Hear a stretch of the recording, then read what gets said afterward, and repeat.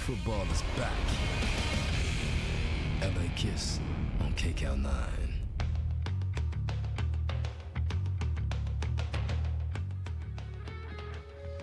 Beautiful day in Anaheim, California. The site, the Honda Center, getting set for Week 11 action in the Arena Football League.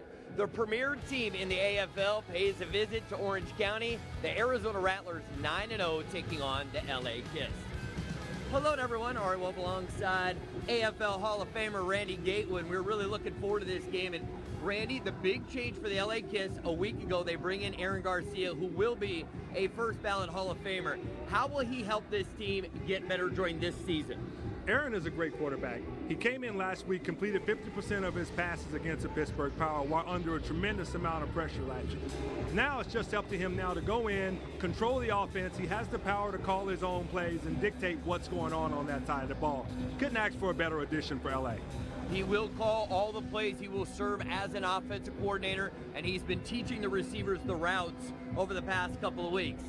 Now, the quarterback for the Arizona Rattlers, Nick Davila, is really far and away the best quarterback in the AFL, and part of it is it's an offense based on timing, and this team has a great rhythm going. Very much so. The offense, like you said, is based on timing. The receivers understand what they're doing on offense. He goes out and does a great job of putting that team in position every week to win football games.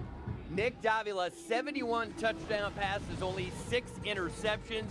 Do not go anywhere. Can't wait for the start of this one. The LA Kiss hosting the two-time defending champs on KCAL.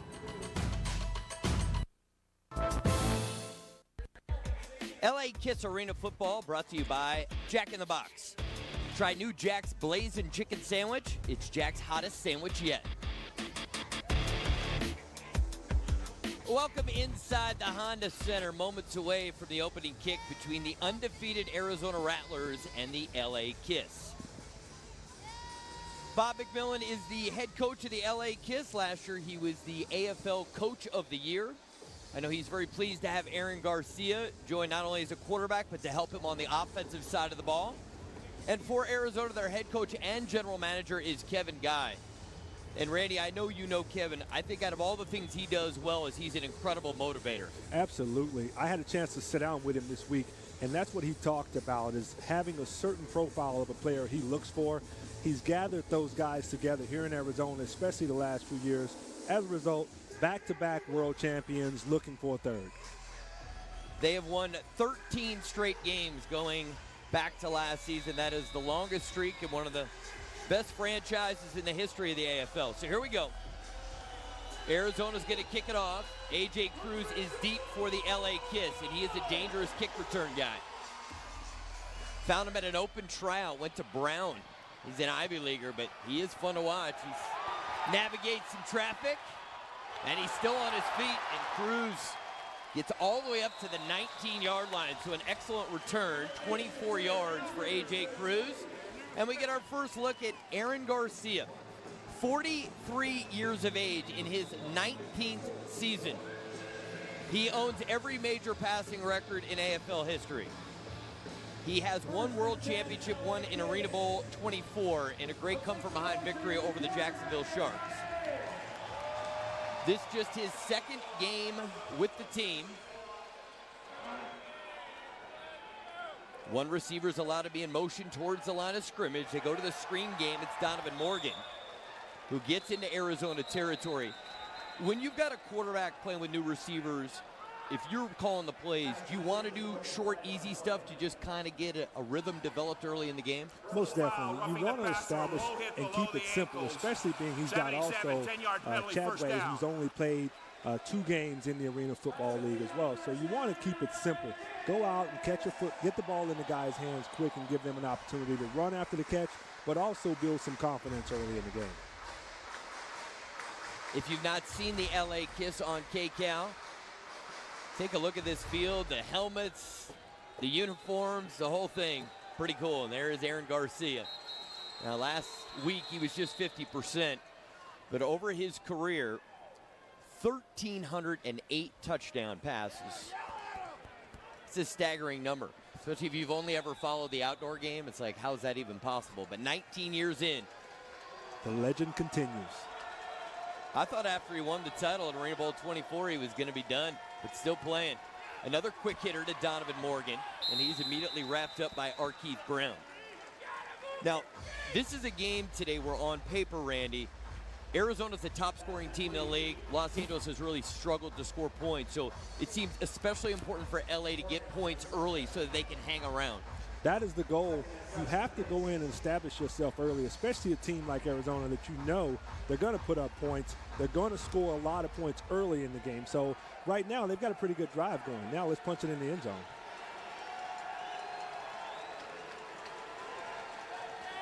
Radway was the motion receiver number 3. Garcia all kinds of time.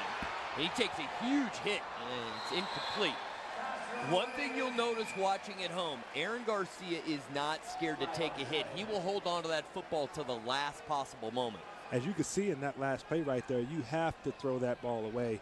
You can't afford to take those type of hits every single game. So good thing, though, he did have a lot of time to find the receiver early on before that play developed. It was an illegal defense. The jack was out of the box. Now, you played the jack linebacker position. Explain to the audience the limitations of that position. Jack receiver can only come out of the box 5 yards wide and 5 yards deep.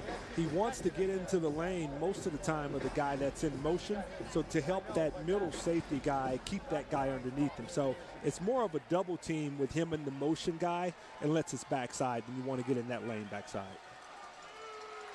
Mortensen is on injured reserve, so we'll see if they keep it on the ground. They do with Vargas, who's a true offensive lineman, and he gets down to the 1 yard line. Andres Vargas played offensive line throughout his career. A lot of teams in today's AFL are using linemen at the fullback position. Gain of 3 on the play. Another option here, though, is to hand the ball off to one of the receivers. Samara Goodson in motion, and they keep it on the ground with Vargas, and a big fella gets in. Touchdown, Kiss.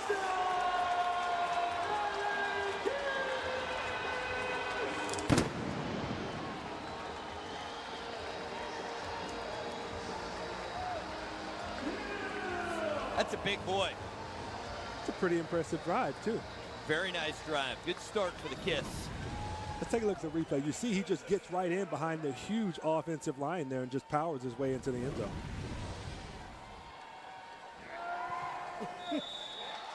Kick is up, and it is good. The LA Kiss lead is 7-0 as they try to take down the 2-time defending champion Arizona Rattlers. And Vargas is fired up. He doesn't have many chances to get in the end zone, doing a little celebration. When we come back, we'll get our first look at the Arizona offense.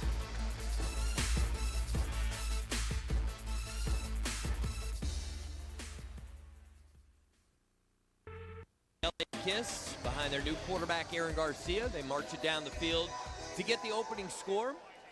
And now LA will kick off. And we're going to get a look at the Arizona offense, which is the top scoring team in the AFL, and not by just a little. The team in second place in scoring is a full 7 points less than the Arizona Rattlers. They are a well-oiled machine. They are. They are electric, man. We've had a chance to watch them quite a bit, and boy, do they put on a show.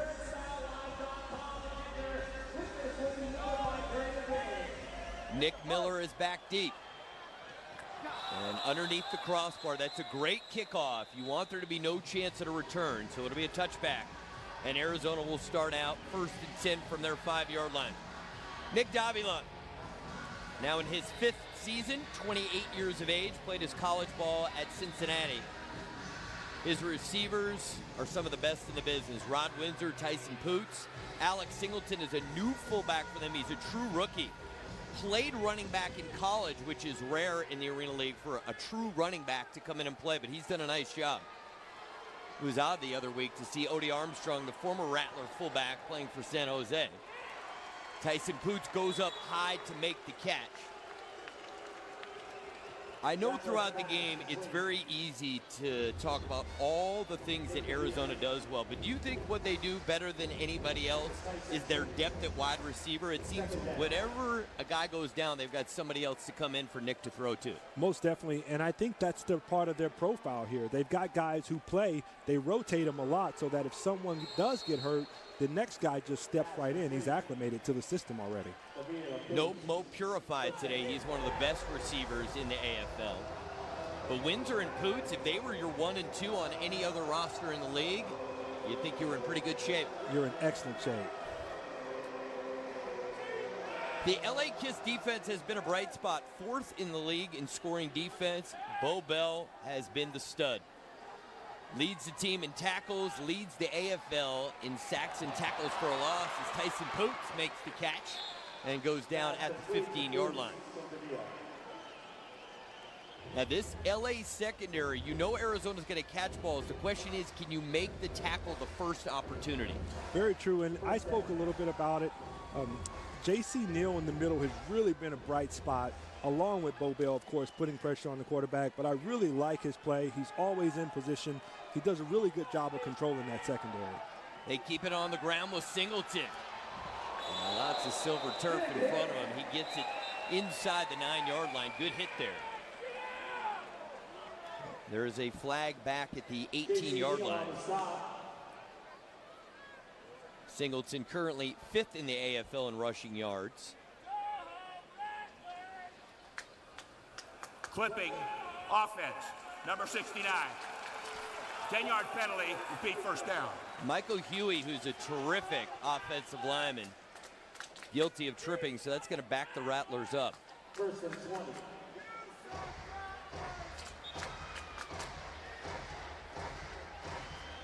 First and 20 for the Rattlers. And in a game that has no punting, you always got to figure you got 4 plays to get it, so they don't have to get it all here on first down.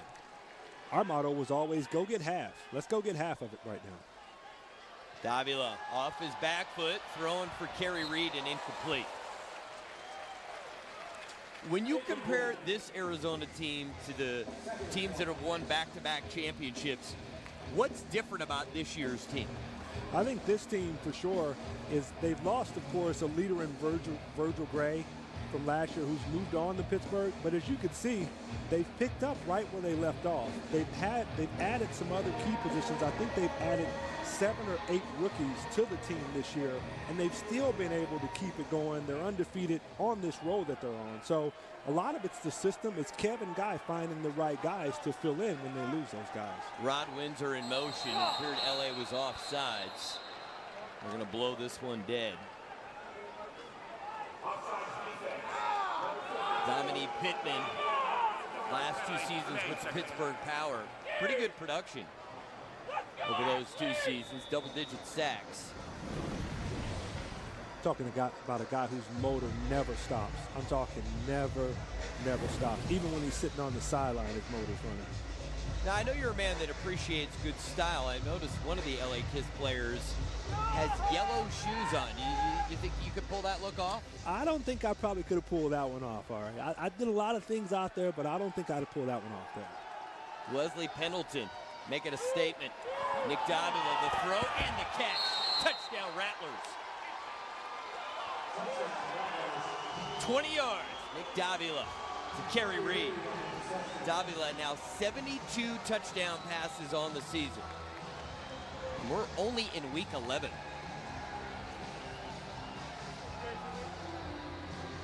Number 58 and 65 are eligible. 68 and 65. Casey Barth on for the extra point. Rookie kicker who played at North Carolina. High snap, they get it down, kick is on the way, and it is good. Game tied at 7, so Arizona responds. Nick Davila with the touchdown pass to Kerry Reed. We'll take a break and see if Aaron Garcia and this offense can keep up with the Rattlers. Do not go anywhere. We're coming back on KCAL.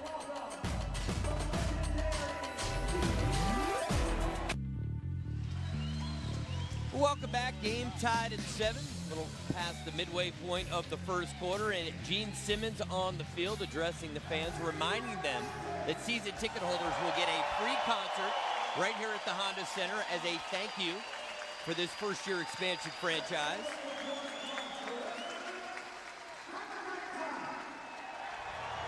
On a couple of national broadcasts, I had the privilege of having Gene come up to the booth. And let's just say he has not lost his zest for life. I've been around the game of arena football a long time, and I've been to a few games this year, and the entertainment and the things that goes on over the course of the game and the energy behind the fans and everything here, it's contagious. It is. It's a great, great atmosphere.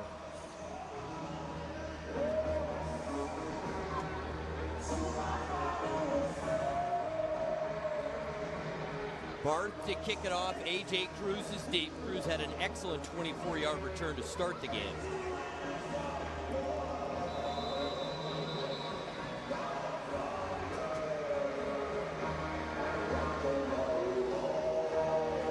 Short kick. Chance here for Cruz. He gets pushed back when he gets to the 10-yard line.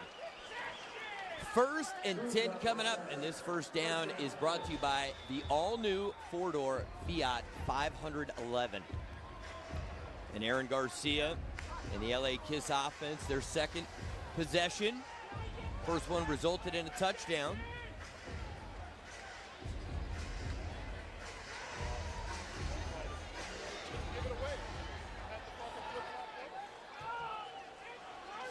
Goodson will be the motion receiver. Garcia on a three-step gets hit, and Goodson can't come up with the throw. As you can see right there, Ari, a good indication of what the jack linebacker does. It gives the guy on the backside an opportunity to play up on the line of scrimmage. Take a look at the replay here as we were explaining. Dorsey does a really good job of disrupting the wide receiver, and he can't get across the field clean. So that jack can be very, very crucial for you on defense. I'm going to bring up another point. There's a real problem if he, being Aaron Garcia, doesn't have enough time to make that throw. I mean, that's a quick hitter. You should not have contact on the quarterback that quickly.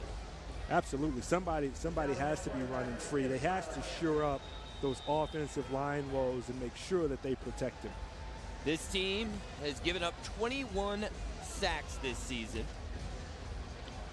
Second to last in the AFL.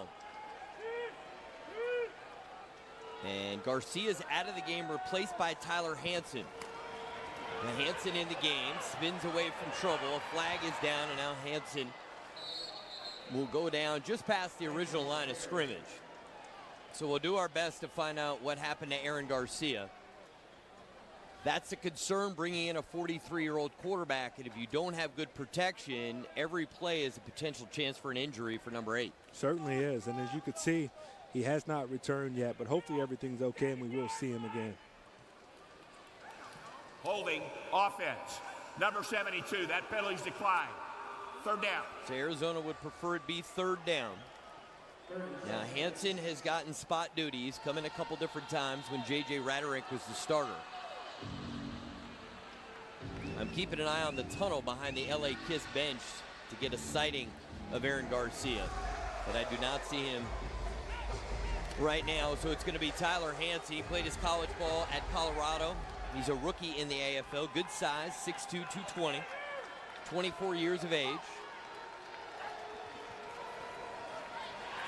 And Hansen gets rid of it, and that's over the top of the intended target, Goodson. And again, no punting. So on fourth down, the closest thing you could attempt a field goal. But the concern in the game, Randy, is if you miss the field goal, it's a live football, and then you've got guys out there that aren't used to making tackles in special teams. Certainly is. The linemen are not used to going down and covering kicks and those type of things. So a lot of times, your best chance is just to go for it here. Quinn Pitcock is the injured player for the Rattlers, number 90. So the Rattler training staff will take a look at number 90. And I do now see Aaron Garcia coming back to the bench area. So we'll see if he comes back in for the fourth down play. Do not go anywhere. Number 8 getting ready to get back to the football game. Pro football is back LA Kiss on KCAL 9.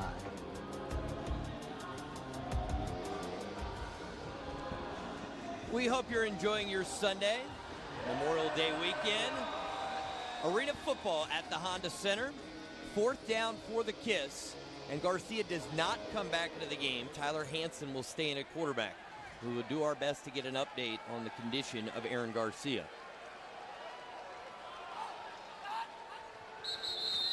And a flag before the play.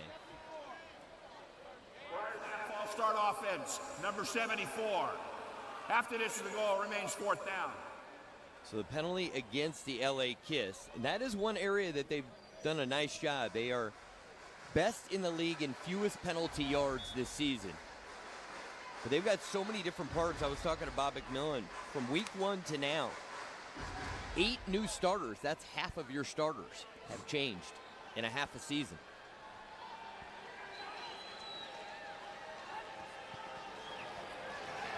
Hansen steps up, delivers, picked off. Marquise Floyd, he'll take it for 6. Touchdown, Rattlers. I'm sure that's one Hansen would like to have back, too. 3 straight weeks that Marquise Floyd has had an interception. 2 weeks ago he had 3, last week he had 1, and already tonight he's got 1. 5 in a total of 2 weeks. He just does a great job of stepping in front of the receiver. Ball's thrown a little bit late, and no one's in front of him. He walks in the end zone. So. He's 34 years old. The ageless wonder. I joked with him last week at practice about it, too. I told him, I said, you're getting younger by the day. Like, how much more are you going to go? How much longer are you going to go? And he just kind of smiled at me. So we will take a break. First turnover of the ball game collected by the Arizona Rattlers. Marquise Floyd in his 7th year gets the pick, takes it for the touchdown. Kiss trail by 7.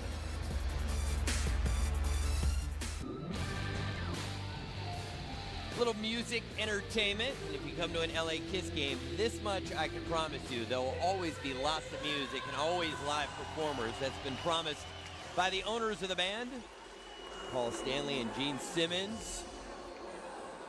Now, for Los Angeles, the big storyline coming in was the first home game for Aaron Garcia. Legendary quarterback. Right now, he's still talking to a trainer to see if he's going to be able to come back. It's bruised ribs, and his return is questionable. Randy, that changes everything because you have an unproven backup in Tyler Hansen, and we saw what Hansen just did, giving up that easy interception that was returned for the touchdown.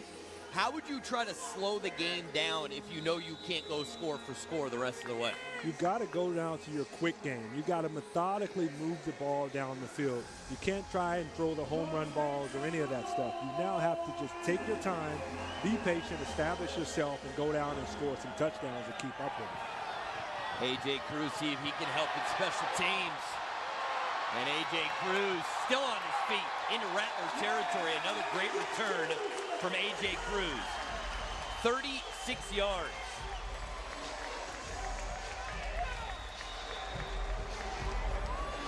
So we were told that Aaron Garcia will be in the locker room until a final decision is made on whether or not he will return to play. And there is Mr. Cruz using that Ivy League education. Had a guy a couple weeks ago who just joined the AFL, graduated from Harvard. I thought, these are guys who love football. Got degrees from Ivy League schools, and they still want to play. The love of the game. Hansen sets up the screen to Vargas, and Glasper defends that well, number 94.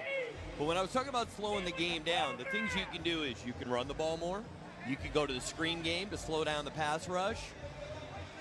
Because if they try to go score for score with Arizona, Arizona's got their quarterback, and for the moment, LA is playing a rookie.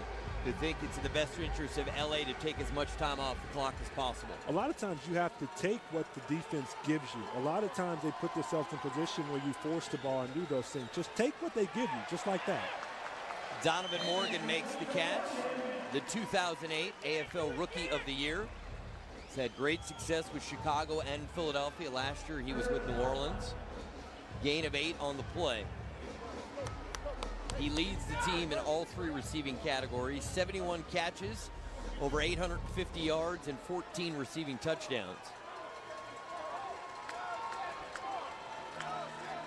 And they just needed a yard. They go with the quarterback sneak, and it'll now be 1st and goal at the 9. Now, they showed great patience in the red zone earlier where they kept it on the ground a bunch with Vargas. Are you comfortable with having a former offensive lineman have his hands on the football on a regular basis? Probably not on a regular basis, but I am comfortable once we get inside the 2-3 yard line to hand it off to him and let him power his way into the end zone. Morgan will be the motion receiver in the right slot. Hansen scrambles away from Cliff Dukes, throws to the end zone, and that's picked off. It's Marquise Floyd again. And this play's still alive. Floyd on the move. And Floyd tripped up before, and he returns his 2nd pick for a touchdown. It's going to be 1st and goal. 49 yards on the return for Marquise Floyd. That's the one thing that hurts you most as a team is turnovers inside the red zone. As you can see here, the rounded end zones really cut off the space for the receivers back there. He throws this ball, and Marquise comes off of his guy to intercept that ball, and then not only does he keep his balance and returns it 49 yards, almost ran another one back for a touchdown. But Randy, you played wide receiver in this game for so long. Wouldn't you counsel a quarterback in that situation, if you're going to miss, throw over the head of your receiver who's in the back of the end zone so only your guy has a chance? That ball has to be either thrown into the audience as a souvenir, or you give your guy a chance. But unfortunately right now, with the pressure, he just lobbed it up. Floyd came off of his guy and made an excellent pick. Davila, intended target was Tyson Poots, who just got one hand on it, couldn't bring it in. Poots started his career in Utah, got off to a blazing start.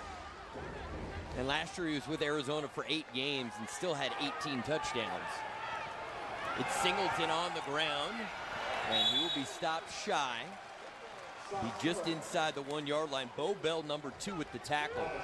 And he has been the star defensively so far this season for the LA Kiss, the former Mountain West Defensive Player of the Year back in 2007. Played at the alma mater of my broadcast partner, Randy Gateway. There's plenty of UNLV flavor here at the Honda Center. 50 minutes complete.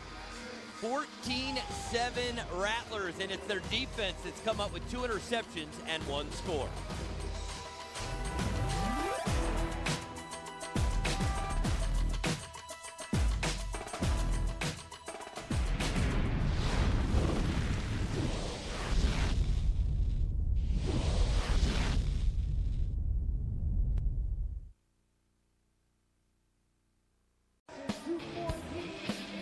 Welcome back to the Honda Center. Arizona leads LA 14-7.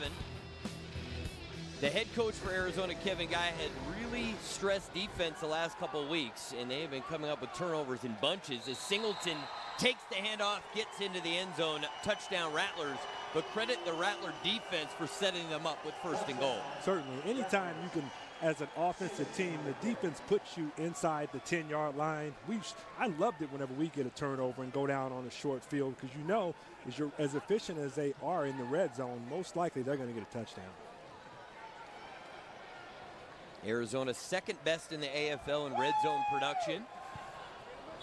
And the extra point is up, and it is good. The lead is 21-7. Now, Aaron Garcia is out on the field to at least attempt a few throws, see if he can come back as we take another look at the touchdown. Just a little handoff right, runs right over one defender into the end zone. It's a big boy to bring down though by yourself. You weren't scared to get physical. Some of those jack linebackers were finesse linebackers. You weren't scared to get in there. I had a chance. I was really blessed to be able to play a little bit of jack later on in my career. And then, of course, I played a lot of defensive back as well. But to see one of those big fullbacks burn down on you, yeah, it's not a pretty sight. But sometimes you got to get in there and get nasty with it. I got to hold my own. Yes, you could. Well, there's a reason you're in the Hall of Fame, my friend. This year's Hall of Fame class was all Ironman and 1 official. I mean, all those guys were on the field all the time. Yeah, and some guys that I'm very, very familiar with. Had a chance to play a lot against those guys, respect them as players, and I'm glad to see all those guys going as well. Much deserved. Pretty soon, most of your entire former Rattler roster is going to end up in the Hall of Fame at the rate we're going. Barth with the kick. And A.J. Cruz has been the spark for L.A. thus far. And Cruz still on his feet. First down coming up for the LA Kiss, and it is brought to you by the all-new four-door Fiat 500L. 28 yards on the return. And here comes Aaron Garcia. We told you he was tough. This is a guy who's taken more brutal hits than any quarterback I've ever seen in this league. The only guy who took the same kinds of hits was Tony Graziani, because both guys were willing to hold it till that last possible moment, because both those guys like the big play. Yeah, they do, and he is tough as nails. As you can see, he's back in this game. He's 2 for 3 for 11 yards, and that's almost picked off. Arizona really seems to have an idea of exactly what LA is trying to do offensively. And the Jack linebacker was in the exact right position. We spoke of him earlier, and that's what he does, is he likes to disrupt the timing of that guy in motion. He basically gives your middle guy an opportunity, a blanket underneath him, and so he could sit back and wait. He almost intercepted that ball. DeMar Dorsey almost had the pick. Garcia's got an open Donovan Morgan. Inside the 10, stays on his feet, he's in. No, they're gonna mark him inside the 1. It sure looked like he got in, but they had a much better look from downstairs. 26 yards on the play. I think he got in. You can see it, the replay here does a great job after the catch in open space. Power stiff arms one guy and just runs over Brown to get in the end zone. That looks like a touchdown. I don't think his knee was down. I expect Bob McMillan to challenge the call. Stiff arm, power. That looks like a touchdown. Now, replay in the Arena League is the most transparent replay system I've seen in any professional sport. The official will actually go and look at replays from our TV truck, communicate to the truck what they're looking for, and then make a decision. I've been trying to tell people from other sports this is the way to go, because then the fans really know what's being discussed and what they're looking for. Well, the knee, well, that's close. That's very close. Great effort on the catch, after the catch, but it is close. This one could go either way. Dave Patea, the head official, they're looking at replays. Right now he's looking at himself in the monitor. Now he's going to get a chance to see. Where was his knee at? Where was the ball at when his knee first went down? Right there. Based on the shadow, he wasn't in. Yeah. It looks to be about a yard short, so. Still a great effort after the catch, though. That's the Donovan Morgan that I think we've been wanting to see, the guy that the fans have been wanting to see, the 2008 Offensive Player of the Year. That's the guy who needs to put this team, especially as a receiving crew, on his shoulders and lead this team. Yeah, that right knee goes down and he is not in. Wow, what a great job by the ref to actually see that and catch that too, you know? The call stands, so it'll be 1st and goal at the 1. The ruling on the field stands. The runner is short. There is no indisputable video evidence to overturn your call. First down. I still give McMillan credit because live action, it looked like he was in. It did. Now they will sacrifice the timeout by losing the challenge, so they now have 2 remaining timeouts. This Vargas territory. 1st and goal at the 1.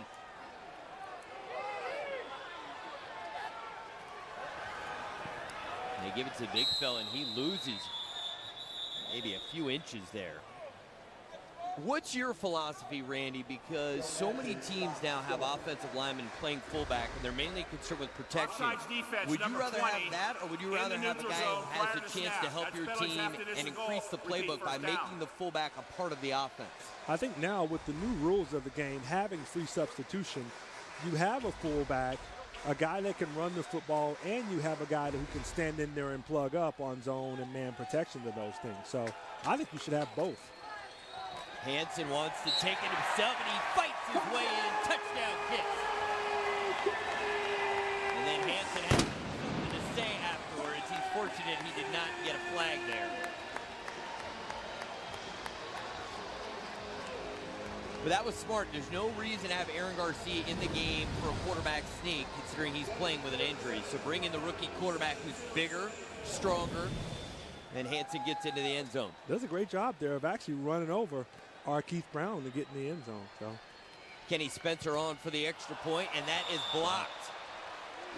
Something Arizona does very well. Pitcock gets the block, but this is a team that never takes a play off, and they block more kicks than any team in the league. And Kenny Spencer, the Los Angeles kicker, has had a very good season on extra points.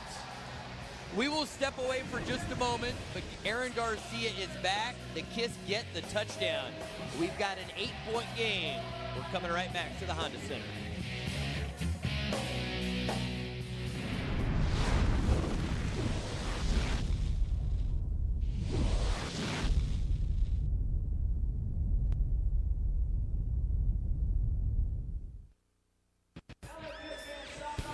(21-13) the score. Arizona in front, 11:33 to go in the second quarter, and we now have the privilege of talking in-game with LA coach Bob McMillan. And Bob, first question, give us an update on the health of Aaron Garcia. What happened to him? He's got a little bit of bruised ribs right now. We blow up protection, we get beat inside. He takes a big shot. You know, Aaron's one of those few quarterbacks that don't wear a rib protector. So he took a big shot. You know, he was able to come back last series and we were able to put points up on the board. So hopefully he can stay healthy the rest of the game. Bob, Randy Gatewood here. Can you give us a few keys that you expect for victory tonight? Yeah, we just got to be able to slow this offense down. They're a high-powered offense. They're scoring 60, 70 points a game. We got to try to get some turnovers and you know, get some turnover on downs and see if we can capitalize on it with our points. Bob, back to the challenge. In real time from up here, it looked like he got in. What did you see, and why'd you go with the challenge? You got to trust your players. Donovan said he got in. I trusted him. He said he got in, so I went with the call, and he was short. So I'm challenging this extra point right here. You know, after watching the replay, I think it went over the bar after it went in. All right, Bob, we appreciate the time, and we look forward to getting a chance to talk to you later in the game. Thank you. Bob McMillan was one of the tougher guys to have ever played. He liked the contact. Now, he thought this might have gone over the bar, but in fact was not up high enough to get over the bar, so that extra point no good, and it's an 8-point game.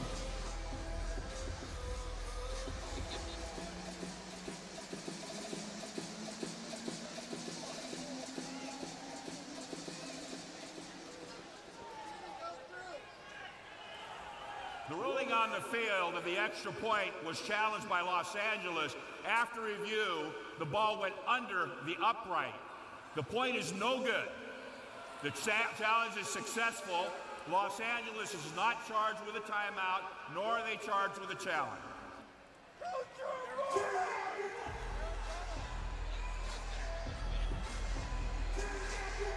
So 21-13 the score, 12-11 to go in the second quarter. Back deep for Arizona is Nick Miller, rookie out of Southern Utah.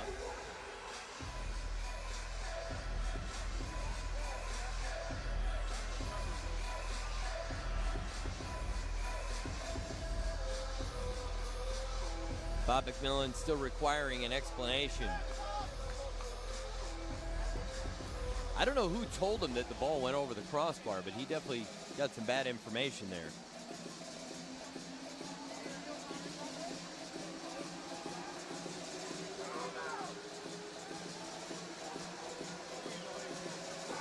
So LA waiting to kick it off.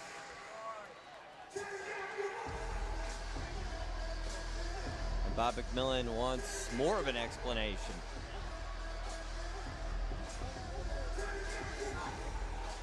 Bob won 3 championships as a player.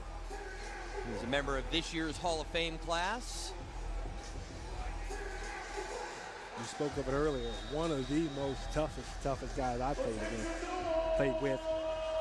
I was just a broadcaster, and whenever I'd be on the field, he was the one guy I was scared of. I might just come over and, you know, just bash my skull with a headbutt. But gotten to know him over the years. He's a great guy. Yeah, Bob's awesome. Pretty good return there for Nick Miller. 23 yards on the return. Nick Davila hasn't been on the field much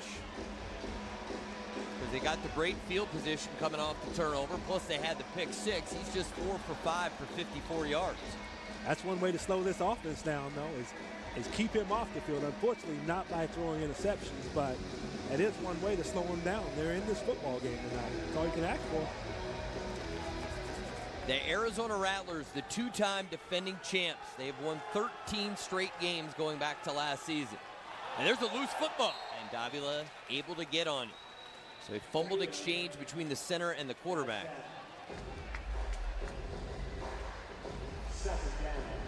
And Nick Davila, over the past couple of years, has dealt with some nagging injuries. He said this was his best offseason. Came into this season feeling the best he has in years, and his statistics show. I mean, almost 69% completion rate. All he do is win. Yeah, I don't think they'll know what to do if they ever lose. It's been so long. Davila throws on target, but Booth can't make the catch. And now it's going to be third down. And one of the things that LA does best is rush the passer. They have 18 sacks as a team, which is third best in the AFL. There's my guy, J.C. Neal. He's been a bright spot in the secondary. As you can see, he plays him right there, sits down on him, jumps up, knocks that ball right out of his hand.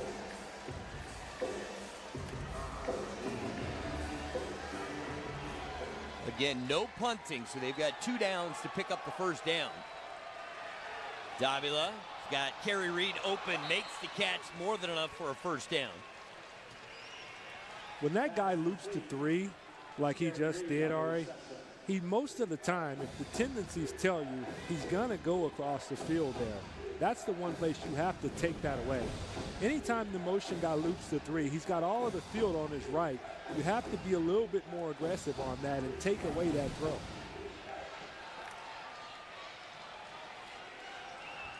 The LA defense, through 9 games, has 14 takeaways. They're going to need to get an extra possession at some point.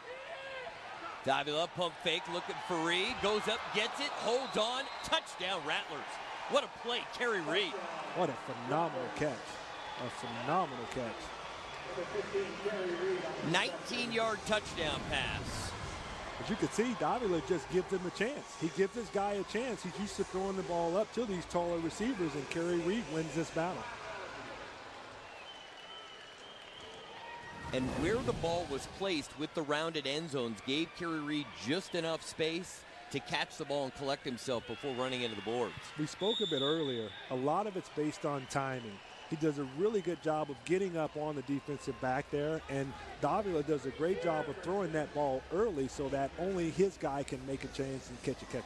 Well, we're talking about the efficiency of the Arizona offense. Nick Davila, 6 of 9, 85 yards and 2 touchdowns, both of them to Kerry Reed. Take a look at the Kiss offense when we come back.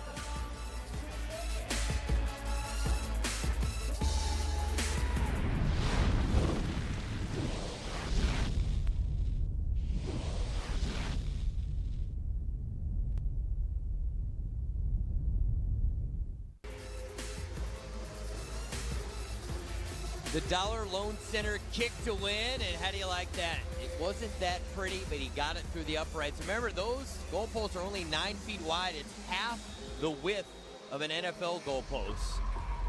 So well done. A.J. Cruz is back deep for the Kiss, and he goes up high to get it. And there goes Cruz. He got slowed down by the kicker. 26 yards on the return. And here comes Aaron Garcia. In the 2 drives that Aaron Garcia has finished, they've scored touchdowns. In the 2 drives where he's been replaced due to the rib injury, no points. That's a positive sign for LA too. So they've got to find a way to develop some consistency, get the ball into Morgan hands, who I think is going to be their playmaker and lead this team if they're going to have a chance to win. Aaron Garcia, a couple of years ago, the 25th anniversary committee voted him the 3rd greatest AFL player of all time. I don't think people thought he was still going to be playing at 43. He has a chance to maybe move up when it's time for the 30th year. Garcia, plenty of times, got an open receiver, catch is made. It'll be 1st and goal. Samora Goodson makes the catch, and excellent protection, though there is a flag back at the 14-yard line. As you can see, he sits in the pocket, holds the ball a little bit longer, but he does make a great throw, and he's able to drill that in front of the DB. The penalty was roughing the passer. No surprise, Garcia holding on to the ball to the last possible moment. So first and goal, just outside the 2-yard line. Now they're going to keep Garcia in. Before, when it got into a real close goal line situation, they went to Tyler Hansen because he's bigger and not suffering from bruised ribs. Leads me to believe they may try to throw it here. Donovan Morgan, number 1, will be the motion receiver, all alone to the top of your screen. Now it's Vargas and Cliff Dukes and Antaj Hawthorne say no thanks. Push him back. There is a flag down.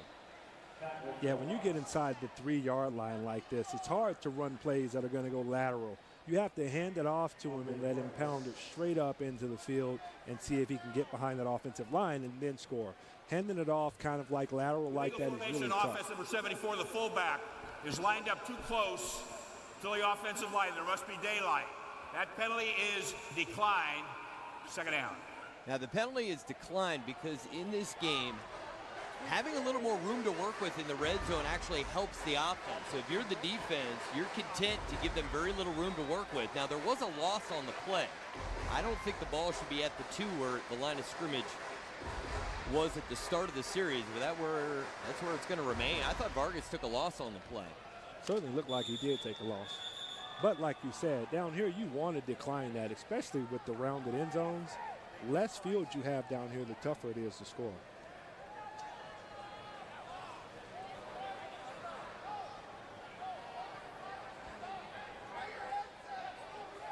The rounded end zones really affect those corner and fade routes.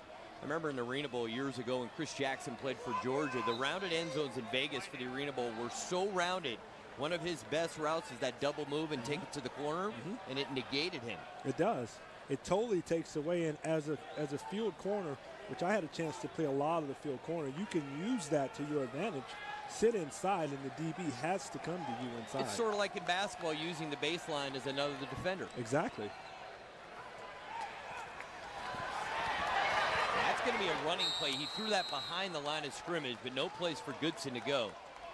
Arizona did a great job of swarming to the ball that time. You can see there's at least 6 guys over there. He swings it out to him, gets it to him quick, but Pelham does a great job of disrupting it, and then after that, you got 3 or 4 guys coming as well. So third down coming up. Donovan Morgan, number 1. He leads the team in receiving touchdowns with 14. See if they can find a way to get him into some space. There's not a lot of room to work with here in the red zone. Garcia throws, looking for Morgan. He got hit, I thought, before the ball got there, but no flag. Wow. Certainly got hit before the ball got there. We touched on this a little bit earlier, though, Ari. This is a situation where 3rd and 4th down, you have to have a guy who wants the ball, who demands the ball, who's going to get open. As you can see on the replay there, he certainly got hit early. Unfortunately, they didn't call it. Yeah, that was a missed call there. 4th down here for the LA Kiss. Down 28-13 against the 2-time defending champs, and LA will use a timeout. So they will have just 1 timeout remaining. I live for these moments right here. 4th down, need a score.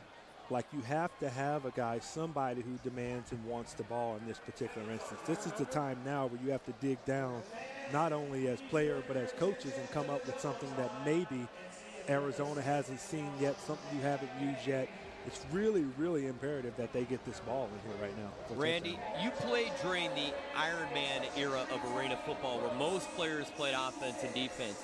In this scenario right here, first give us the perspective from the receiver, given how little room there is to work with, and then give us the perspective from the defensive back. Perspective from a receiver is right now, we used to like to line up over here, and Coach White would set me over here by myself. We would see where the defense would stand, where they would line up. If it's man, he pretty much gave me an option to do whatever I want. I could run slant, I could run corner, I could run whip. from a defensive side, you're looking for a little bit of help, but you know with it being this much field on this side and 2 guys into the boundary over there, you're basically going to be alone over here. So either way, I had a chance to be in both of those positions, but I'd much rather be on offense in this scenario right here. So 4th and goal at the 4. LA Kiss is holding tryouts on Sunday, June 1st. Registration begins at 8 a.m. with tryouts from 9 a.m. to 12:30 p.m. Come out to Whittier College. It's $75 or $100 at the event. Let's see what you've got. There's a flag down before 4th down play can occur.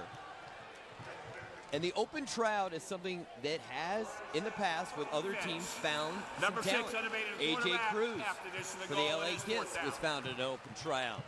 And given all the talent that's played college football, whether it's at USC, UCLA, San Diego State, there's part of the Brain Trust on the business side, Brett Bushey. Skyler there's with him. Skyler's going to come up and join us in the 3rd quarter. I think I might come to that tryout. You still got game? Oh, of course. Of course. Once you got it, you've always got it, you know. I would be predominantly just red zone right now. I'd be offense, defense. But, yeah, then again, no, I won't be coming to that tryout. I think you've already earned your credentials. Just keep that Hall of Fame thing going. And Garcia lobs it up and is picked off. Jeremy Kellum. So that's 3 interceptions already in the game for the Arizona Rattlers. We take a break. It came down to 4th down. Garcia just wanted to give a player a chance to go and get the football. It bounced off the net, ends up in an interception. We'll take a look at the Arizona offense in a moment. Let's take a look at who is out for the LA Kiss with tonight's Select Physical Therapy Injury Report. Joe Mortensen is out with a sprained ankle. Select Physical Therapy is the LA Kiss's official rehab sports provider. And Joe Mortensen gave them something at fullback they don't have with Vargas, Randy, is he was a threat to carry the football. Very true.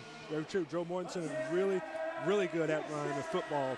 Hopefully, though, tonight, if they get inside the red zone, inside the 5, it's a very good chance of handing that ball off and letting them, like I said, just ram it in right up behind the tight end or the guard. You have a better chance of really scoring touchdowns running the football. Once you start doing tosses and trying to lead them the opposite direction, those huge guys, they're not built for that.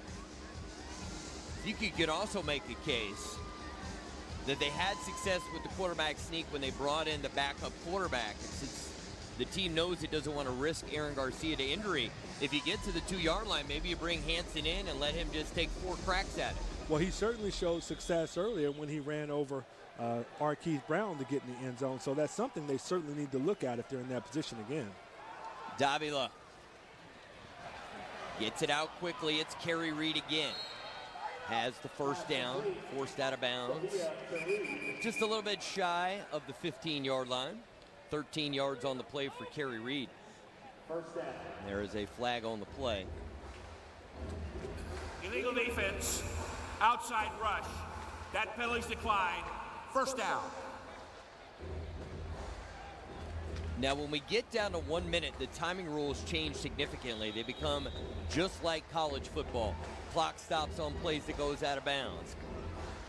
Interceptions, incompletions, all the things where the clock would stop in the outdoor game happen in arena football, but just in the final minute of the half and the final minute of the 4th quarter.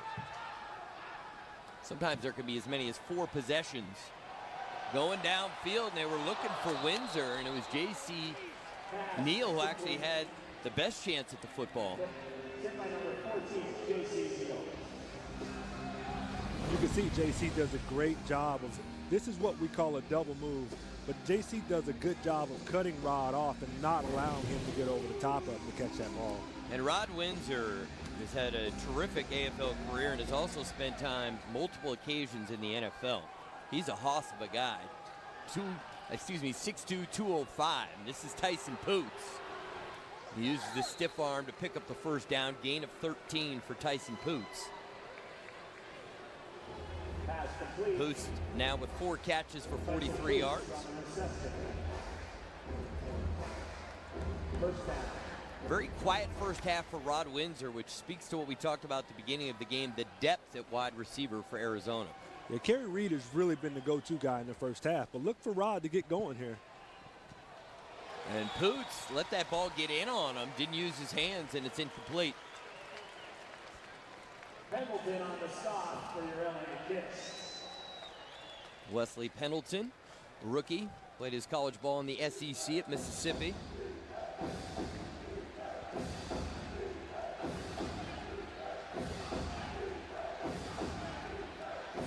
It's been a long time since I've seen Nick Davila rattled. It seems that he has such confidence in this offense. The #1 scoring team in the AFL. And they set up the screen to Singleton. Well executed, and Singleton tackled at the 6-yard line where it'll be 1st and goal. 17 yards for Alex Singleton. As you can see here, they drop it off to Singleton here. They're trying to slow down the pass rush here. Like you said, Davila was a little bit disrupted in the last series, so that slows down that pass rush. Looks like Tyson Poots may have been injured on that play as well.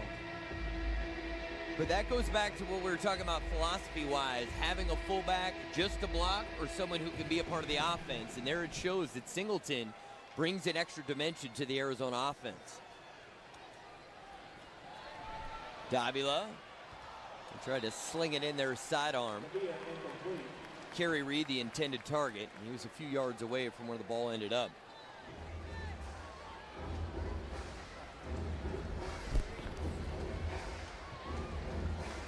So as we were talking about with LA, now Arizona in the red zone, and it can be very challenging, particularly with the rounded end zones.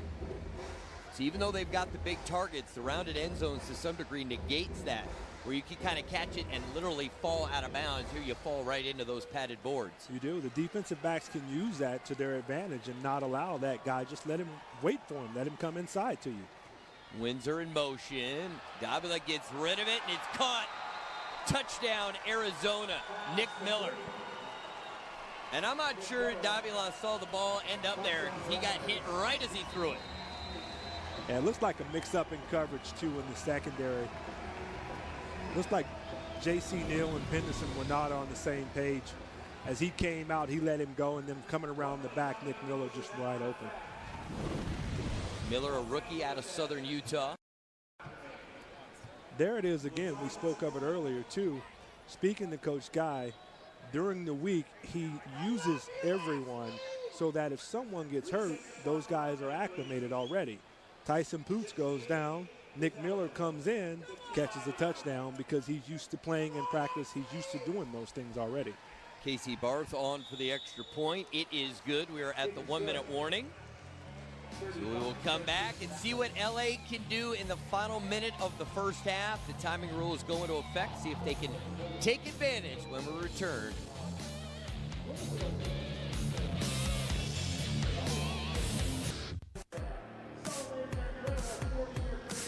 1 minute to go in the first half. Randy, you can make a case here if you're Arizona. If you want to gain a possession, you could go for an onside kick because you would give LA great field position if you don't recover it and a chance for an extra possession. But they will kick it deep. I think part of that has to do with they're going to get the ball at the start of the third quarter and already have a multi-score lead. Cruz is tackled at the 13-yard line. Flag on the play, 19 yards on the return for A.J. Cruz. Offsides on the kicking team, number 15. That's a 10-yard penalty. First down. Now here in the final minute with the clock stopping, if a player gives himself up on a catch, he just reaches the ball over the boards, and that will immediately stop the clock. Now Aaron Garcia's been in more of these situations than any quarterback in AFL history, his 19th season. The goal here, Randy, is to score but have almost no time left on the clock for Arizona. But keep in mind, Arizona still has all 3 timeouts. Very true, and a minute can seem like an eternity in this particular league. You could end up with 2 teams scoring a couple of touchdowns if this thing goes right. Garcia feels pressure, moves away from it. Morgan makes the catch inside the 10. And he is going to be just shy. He actually rode on one of the Arizona defenders, but there's a flag way back at the line of scrimmage. It's going to be a hold on the LA Kiss. Looks like it's coming back, but Morgan sure is exciting to watch after he gets the ball in his hands. They've got to find a way to continue to get him the ball and feed him the ball. Holding, offense number 74. 10-yard penalty, repeat first down. So Vargas, the fullback. Let's take a look. Yeah, he got beat inside, and as you can see, normally times too, a lot of beat-ins don't go inside, but he took a quick move, Pittman inside, and he had no choice but to grab him.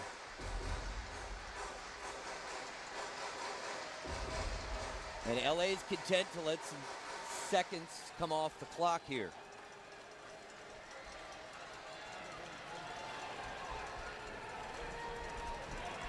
Garcia, good looking throw that time, finds Morgan, who gets out of bounds, which stops the clock with 24 seconds to go in the half. 17-yard gain for Donovan Morgan.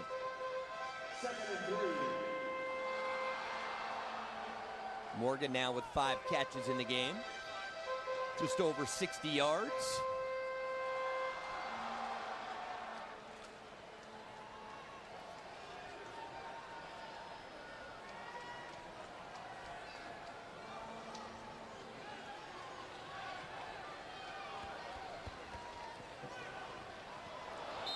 We're looking for the fullback there, Vargas. I got to tell you, Aaron Garcia's put a lot of faith in Vargas. He's tried to hand him the football multiple times. This is the second time he's tried to throw it to him. Well, they know that right now, usually the defense, they're pinning their ears back, and they're really getting after the quarterback. So they try to slip that little slip screen in there to him, but unfortunately, the Jack linebacker is standing right there to disrupt it. Third down, again, no punting. Field goal would be a potential option, but trailing 35-13. They want a touchdown. Screen to Morgan, and Morgan gets out of bounds after getting the first down. Smart play there from Donovan Morgan. 7 yards on the play, and it'll be 1st and 10 inside the 15-yard line. So 17 seconds, you figure you've got a minimum of 3, maybe even time for 4 plays. I'll let you play offensive coordinator for Aaron Garcia. What do you like here? You know what? I'm looking for them now to do something to where you can actually dictate what Arizona's going to play on defense. By the formation you have, you know that they're only capable of a couple of things. So I would probably loop him to 2 and give him an option and then have the 2 guys up top sit down. Morgan in motion. Garcia throws, and that's caught. We lose the receiver. Did he hold on? Yes. But there is a flag down. This may be offensive pass interference.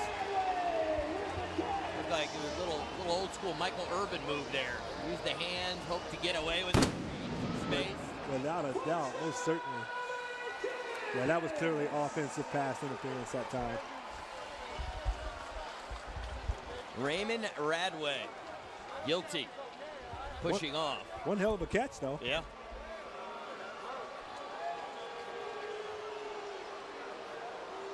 All right, now 11 seconds. You can only assure yourself now 2 plays. You can maybe squeeze in 3. Maybe 3, but now is certainly a time where you put a lot of pressure on the middle safety by looping him to 2 or even X back and then giving him a 2-way go. You have to have the protection to do that, though. That play takes a little time. Garcia gets rid of it quickly. And out of bounds at the original line of scrimmage. Now 6 seconds to go in the half. 11 yards on the play. All right, Coach. What do you do here? Shot on goal. This ball has to be thrown to the end zone. I know they're down by 3 touchdowns here, but you have to throw this ball into the end zone, and if you don't get it, at least you give your field goal kicker a chance to get some points before going into halftime.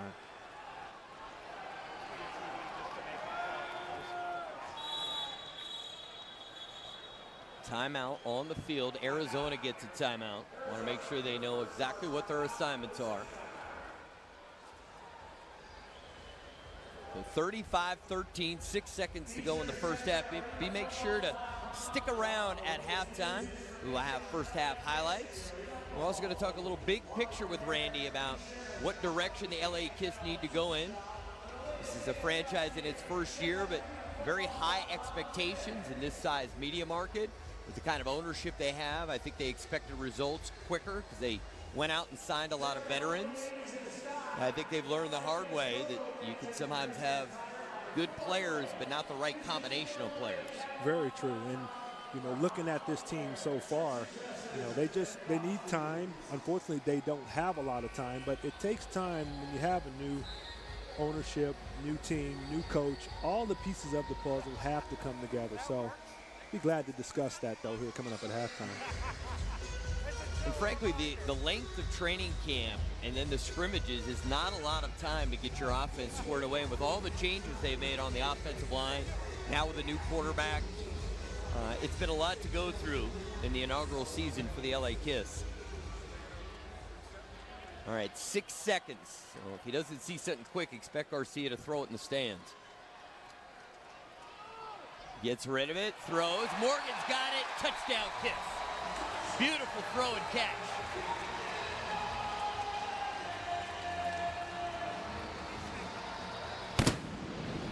Garcia does a great job of really throwing this ball on timing. One-handed grab from Morgan there, holds on to it. Great throw and catch there. Donovan Morgan, his 15th receiving touchdown of the season. And it appears that LA is going to go for 2 to try to make it a 2-score game, trailing 35-19. This will be the final play of the first half, so give LA credit. We talked about they wanted to score and leave no time left, and that's exactly what they accomplished. Really good job of working the ball down the field, too. They got in trouble with a little bit of penalties and stuff, but still a great job of him taking that team down and making a great catch here by Morgan. Garcia throws, looking for Morgan, and it's incomplete.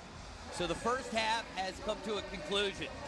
The undefeated Arizona Rattlers, 21 points off turnovers, will head to the locker room with a 35-19 lead. When we come back, we will look at highlights from the first half.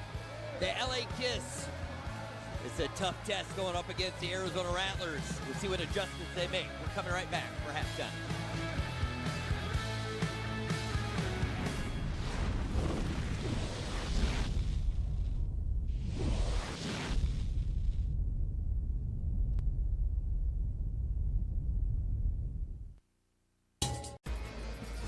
It is halftime at the Honda Center. The LA Kiss trail the two-time defending champions, 35-19.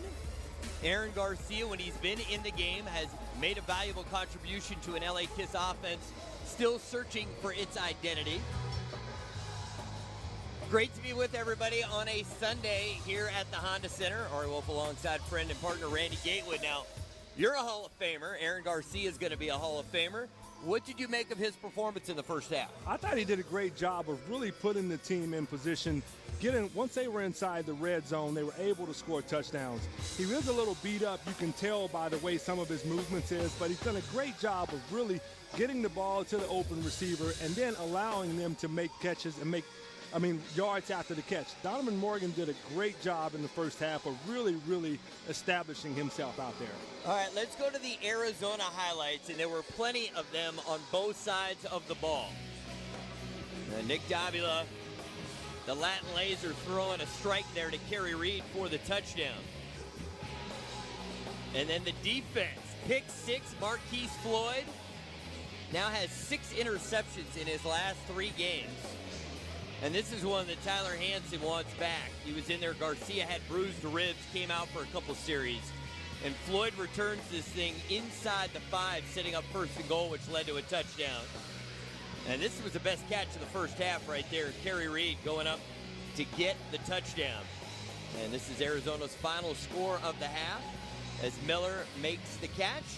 Now let's go to highlights from the LA Kiss. The home debut of number 8, Aaron Garcia. And opening drive, they give it to Vargas for the touchdown. Aaron Garcia gets hurt Pitcock gets a hit on him, and that had a dramatic effect on the LA offense. They went back-to-back series without points. Then Garcia comes back, and I know you love the play of Donovan Morgan in the first half. Absolutely. The guy's been really, really good at catching the ball, making a move, really making a chance, making a statement that this is what we're capable of doing on offense when Aaron has time and when we're able to do it. Now there we saw Garcia connect with Morgan. If you look at this team in the bigger picture, you said they really needed a number one receiver who's a guy who on third or fourth down is going to make that play. Hopefully Garcia can pull that out of Morgan because I think he has it in him to be a dominant receiver. He certainly has it in him to be a dominant receiver. Garcia is going to be a guy who's going to demand that out of him as well. So he's got to go out and establish himself again in the second half like he did in the first half, get some momentum going, and prove to him and not only his teammates that he can lead this team. I like it. All right, we are going to take a break. When we come back, we will take a look at first half stats as the LA Kiss in a battle with one of the great franchises in AFL history and the two-time defending champs. We'll break them down.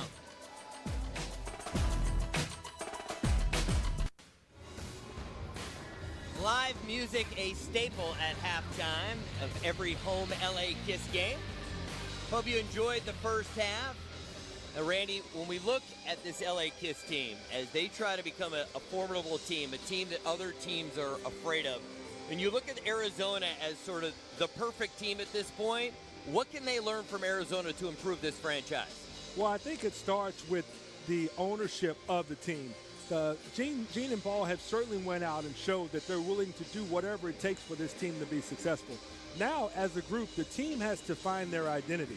They've got to look in the mirror and say, what can I do to make this team better? And then develop some accountability for when making those decisions. Until they do that, they will continue to struggle. But I think tonight is a good indication of what they can do when they're playing well, when they give Aaron Garcia time to throw the football. They've got some good surrounding characters out there who can make this a good team. Let's take a look at statistics from the first half. And turnovers were the story. LA Kiss give the ball up 3 times. It results in 21 Arizona points. Because in total yards, very similar. It's the turnovers that really hurt the Kiss in the first half. Very much so. They've done a great job of neutralizing this Arizona offense. Arizona normally puts up a lot more points, and there's a lot more going on for them offensively. They've done a really good job of slowing them down, slowing the tempo of the game down as well. Aaron has done a great job, even though he is hurt, of really just taking what Arizona has given him tonight. Well, take a listen to some music as we head to break. I'm learning more about bands from this era this season than I have in my entire life. LA Kiss always putting on a show. We'll be right back to the Honda Center. LA Kiss Arena Football brought to you by Jack in the Box. Try new Jack's Blazing Chicken Sandwich. It's Jack's hottest sandwich yet.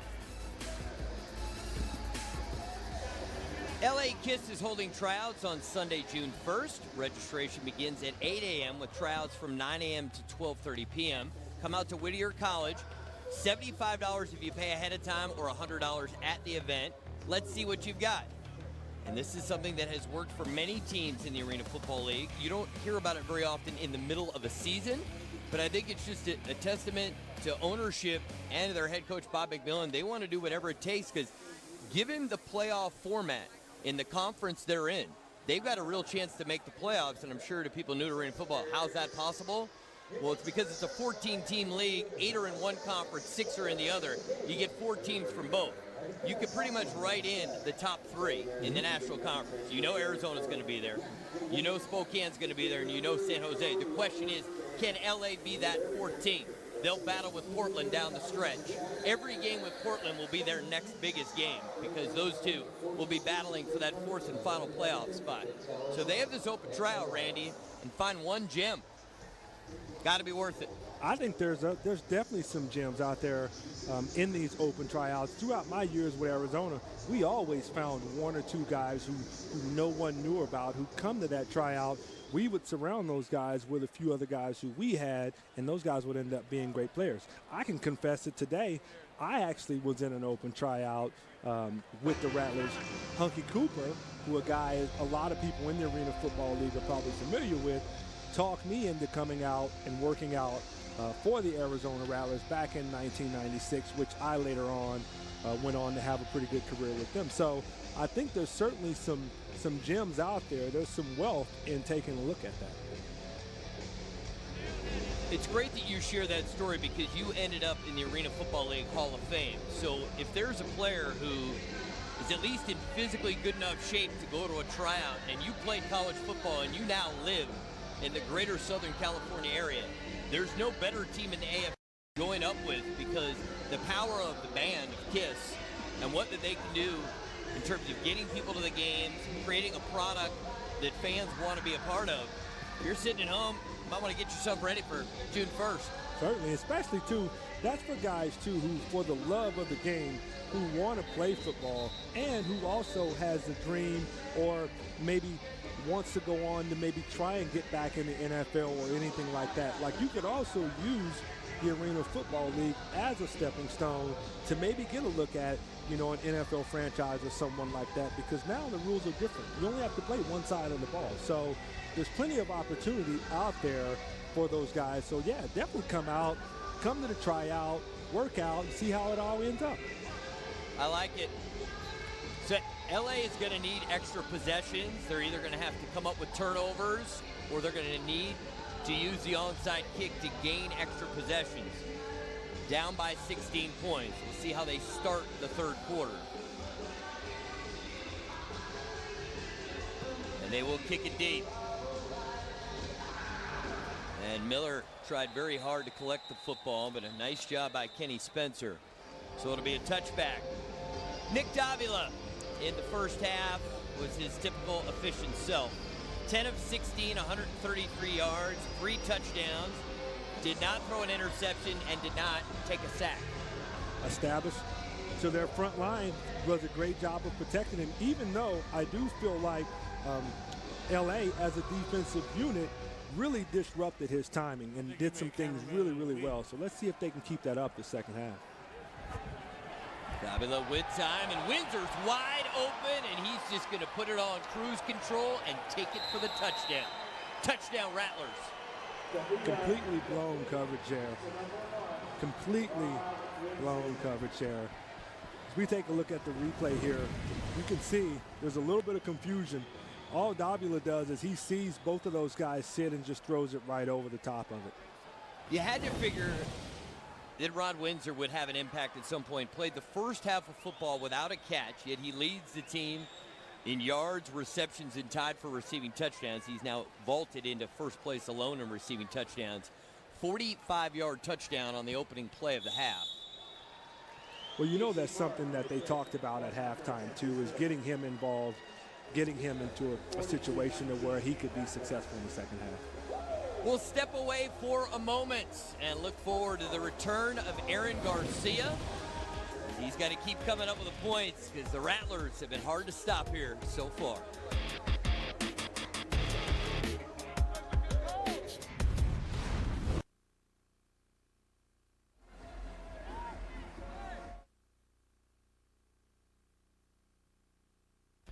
Pro football is back LA Kiss on KCAL 9.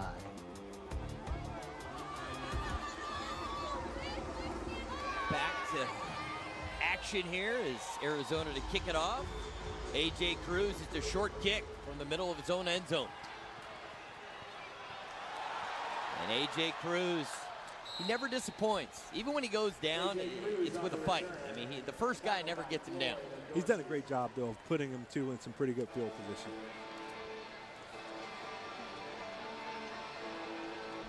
First down coming up is brought to you by the all-new 4-door Fiat 500L. Aaron Garcia playing with bruised ribs. He missed 2 series in the first half. To say he's a legend is an understatement. 19 years in the league. Has thrown over 1,400 touchdown passes. One of a kind, Aaron Garcia. And that ball, is it caught? Yes, it is. Was a little bit late getting there, but the catch made by Radway. Radway was on the practice squad of the Dallas Cowboys last year, played his college ball at Abilene Christian. You see he goes up at his highest point and takes that ball away from him. Great catch. No coach is going to tell you that there are moral victories. Being close is good enough, especially not Bob McMillan. But for LA to be able to consistently score points, that's something they have not been able to do. If they can do it against Arizona here in the second half, that's got to build some confidence. As Goodson makes a guy miss, and you've got Aaron Garcia running the offense, designing the plays, calling the plays. We're halfway through the season. This is the first game of the second half.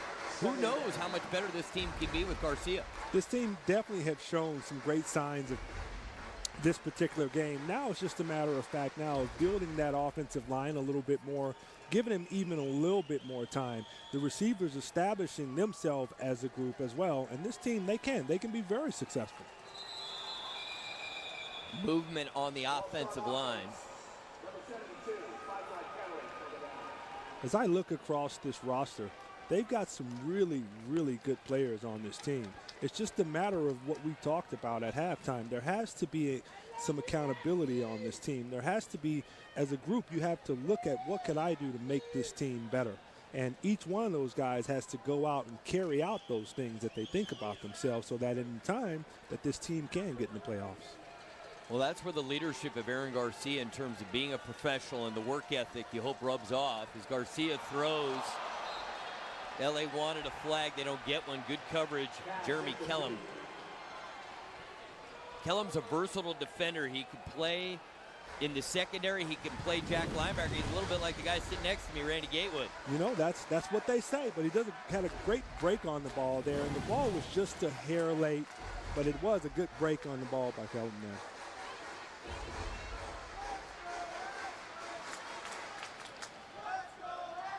Third down.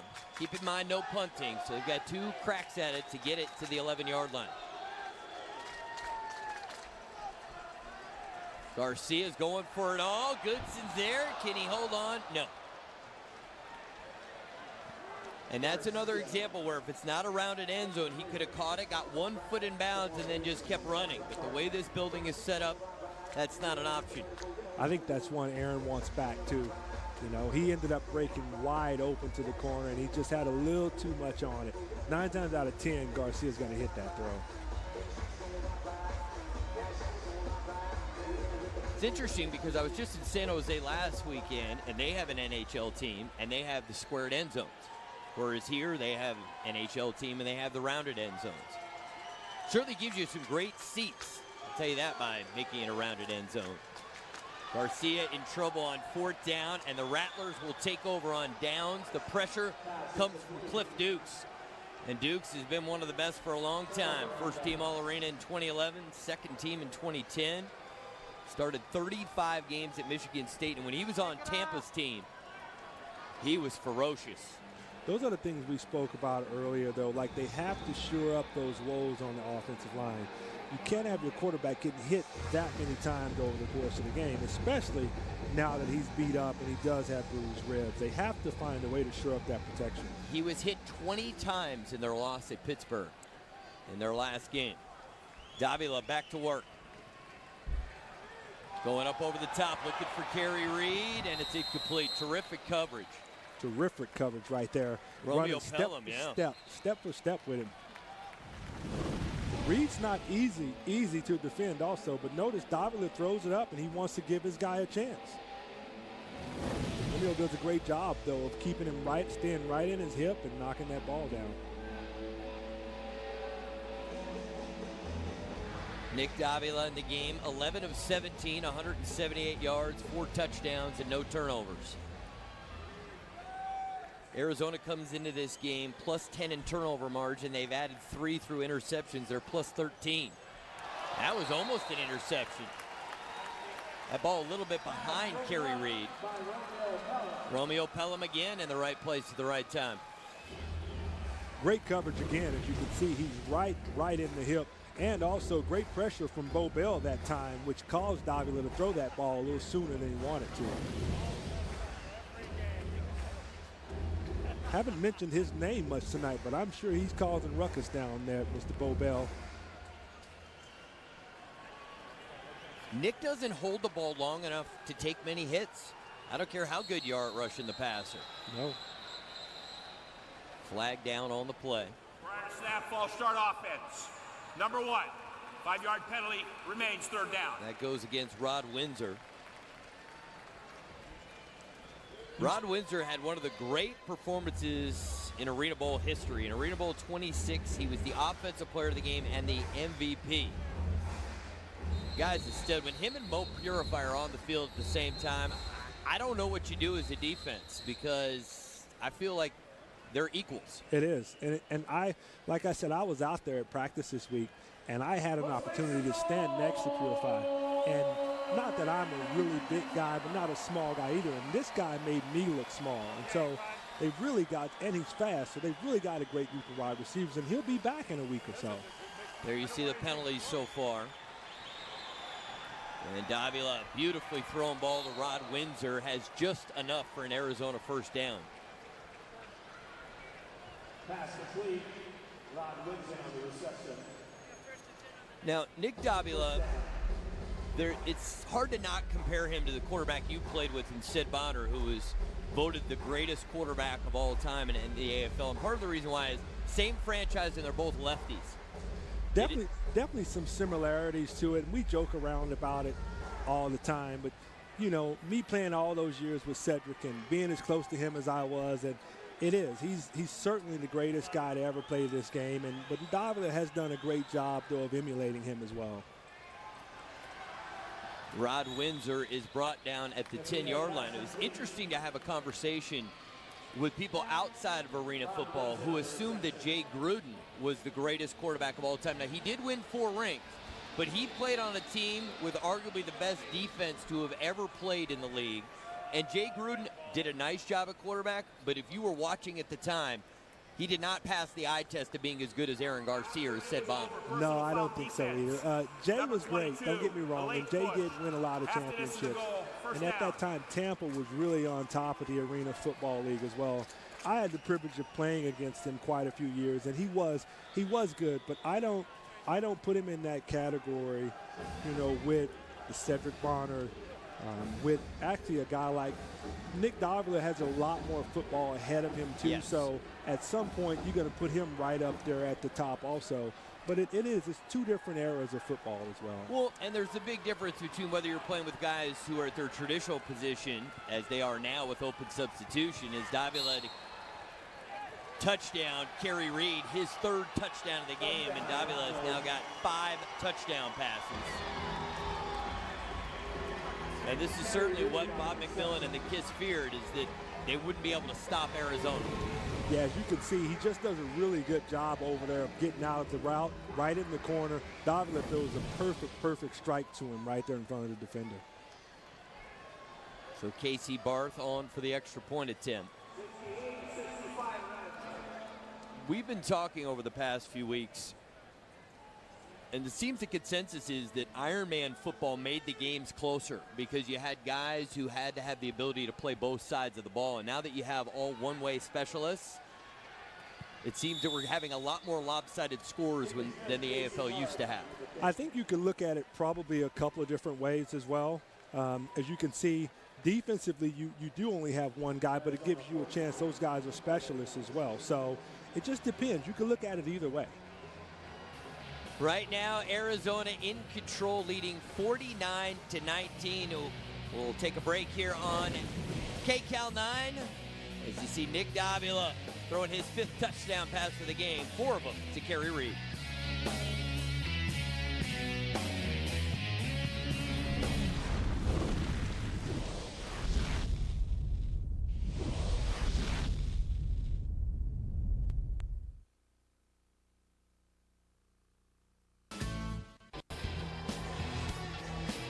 Gene Simmons throwing T-shirts.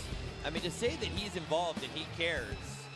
I worked for the Philadelphia Soul, and I didn't see John Bon Jovi throw 1 T-shirt in the stands in 5 years. They've certainly done a great job with the entertainment aspect of this game and getting the fans involved, getting everyone involved. You got a concert going on at halftime of the game. They've done a phenomenal job of really, really bringing this thing together. Another short kick, A.J. Cruz. He's been close to breaking one. Not this time. Across the 10, and he goes down. A.J. Cruz on the return. So Aaron Garcia and this LA Kiss offense averaging less than 35 points per game. They were going to talk things over, get a game plan together, and we will see Aaron Garcia and the offense go to work when we come back.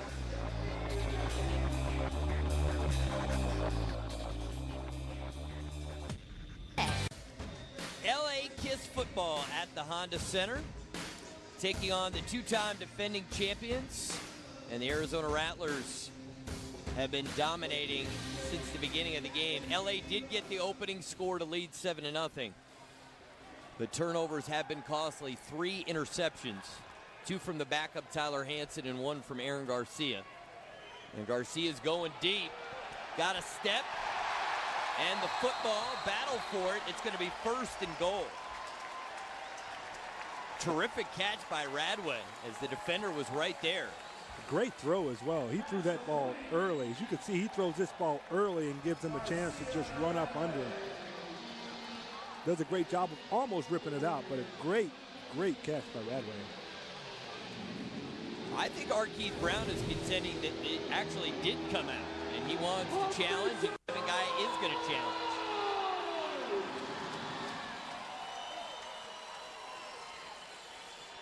So the official will head over and take a look at the replay monitor. The play is under review. It's after the initial catch is made as they're going to the ground. It appeared that there was some movement with the football, but we didn't have a good enough look to make a judgment.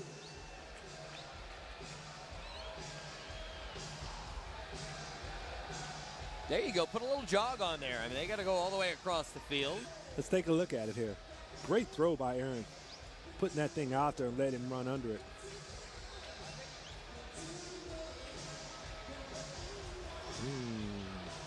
So the official will be talking to our TV truck, asking for different replays in order to get the right call. He does a great job of cradling it in, but it does look like the ball comes loose right at the end. But is his knee down, or is he out of bounds? Well, the ball was out when he got to the ground.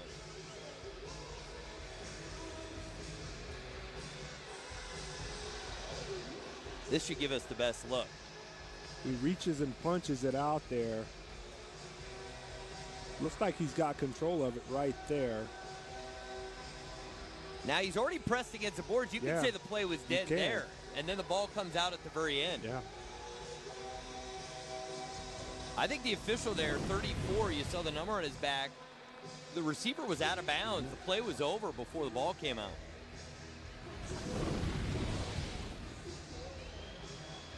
So he has the football right now, and as soon as he runs into the boards, if he has the football, the play's over. And I certainly don't see it coming out. Do you, Randy? Not till he's on the ground. Right then, the ball's coming out. I got a feeling this remains a catch. After review, the ruling on the field of a completed pass stands. There is no evidence to show the player lost possession after. I think they made the right call on it, though. He did have control of it until the end when he did hit the ground. But right, the play was dead once he ran into the boards. When a defender pushes you into the boards, the play is dead. So 1st and goal. Now the question is, who do you have in at quarterback now? And it is Tyler Hansen. So now that they're close to the goal line, we'll see if they go with the quarterback sneak. And Hansen gets pushed back. And the ball actually comes out, but not before the play is called dead.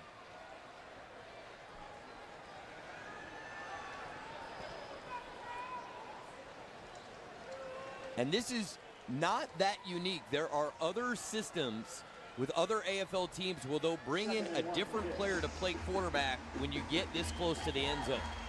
Certain quarterbacks just don't have the athletic ability or the physical toughness to withstand the contact down there. And they've shown a great job in the first half of going to this set and scoring a touchdown. And with Garcia beat up like this, he gives them the best option right now to score. And Hanson's going to try to cut it back. He will not get in. The ball comes out, but the ground caused the fumble. So it'll be 3rd and goal from inside the 1. But this is where they really miss Joe Mortensen, because if Joe Mortensen's in there, you figure you give him 3 or 4 cracks running the football, he's going to get in. Yeah, and as you can see, Arizona, Marquise Floyd, who had moved over to the jack position, does a really good job of cutting him off and not allowing him to get in the end zone.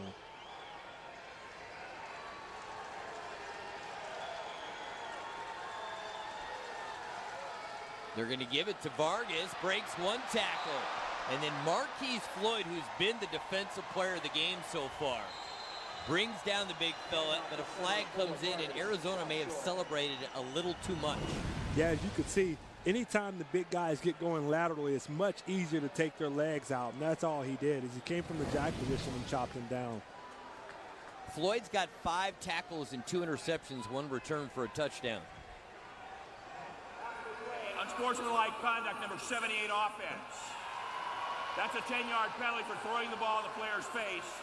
The down will count, 4th down. So it goes against Los Angeles, and suddenly it's 4th and goal. I think you got to bring Garcia back in the game. Yeah, frustration sets in a little bit when you get a little guy who runs up on you. Yeah. You can't throw the football in the guy's face. Yeah. Bob McMillan does not have a high patience threshold for those kinds of silly mistakes. I've been around Bob a long time, and he certainly does not have much patience for those kind of things. So Morgan will be the receiver in motion. A little more room to work with. Garcia buying time, throws, and it's behind the receiver. Radway, or would have been a touchdown.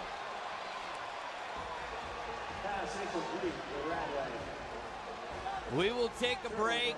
The Arizona defense comes up with another stop. They were helped out by a silly penalty after the 3rd down play, so no points for the Kiss on that drive.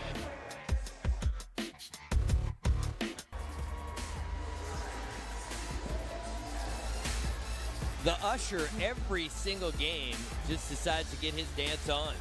And he's getting into it right there. 49-19 our score. LA blown opportunity in the red zone.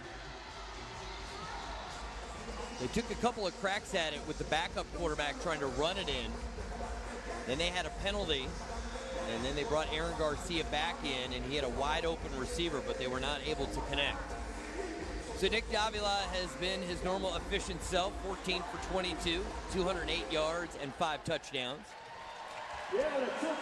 And Davila looking for Windsor. And that's pass interference.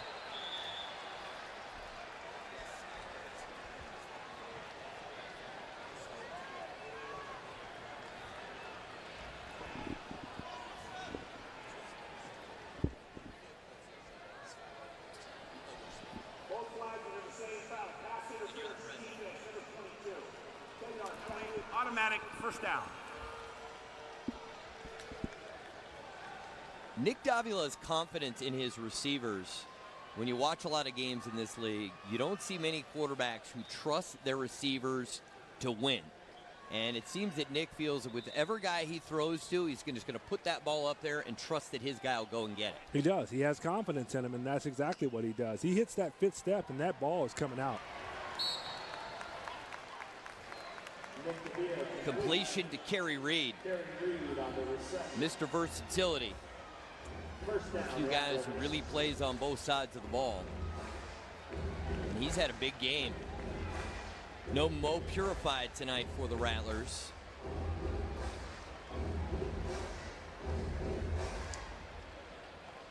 So 1st and 10 at the 14.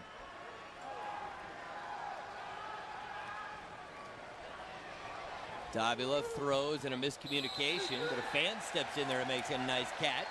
And in the AFL, the ball ends up in the stands. You can keep it. The player ends up in the stands. You got to give him back. Yeah, I've been in that stance quite a few times, too. Great catch by the fan, though. Now, did you ever find when you were on the road and you ended up in the stands that they tried to keep you in the stands? I did a couple of times in San Jose. For whatever reason, I had a small fan base there, and I always ended up in that corner where they actually liked me there. So, but they were more than willing to give me back. 2nd and 10. Davila connects. Kerry Reed breaks the tackle. Another touchdown for Kerry Reed. 6 touchdown passes now for Nick Davila. Kerry Reed has certainly flexed his muscle in this game tonight. He's been open. He broke tackles. He scored touchdowns in a few different ways tonight. And, you know, Davila did a really good job of getting it to him quick. He makes a quick move back to the inside, slips a tackle, and there's no one else there. And it's hard to bring down these Arizona receivers. They're all big physical guys. Kerry Reed, 6'2", 205 pounds. There's only one guy there, and he misses. There's nobody there to help. There's no safety help. There's no one over the top. And you're right, they are. They're big, they're strong, they're fast, they run great routes. So you put all those intangibles together, it puts a lot of pressure on the secondary. And as you could see then, he made a quick move back to the inside and strong enough to slip that tackle. The extra point from Barth is up, and it is good. The 3rd quarter is complete at the Honda Center. And the undefeated, 2-time defending champion Arizona Rattlers playing their brand of football. They've caused turnovers. They've taken advantage of turnovers. And they will head to the 4th quarter with a 56-19 lead as Nick Davila has been carving up the LA Kiss defense. We'll see if the Kiss got a little fight left in them when we come back.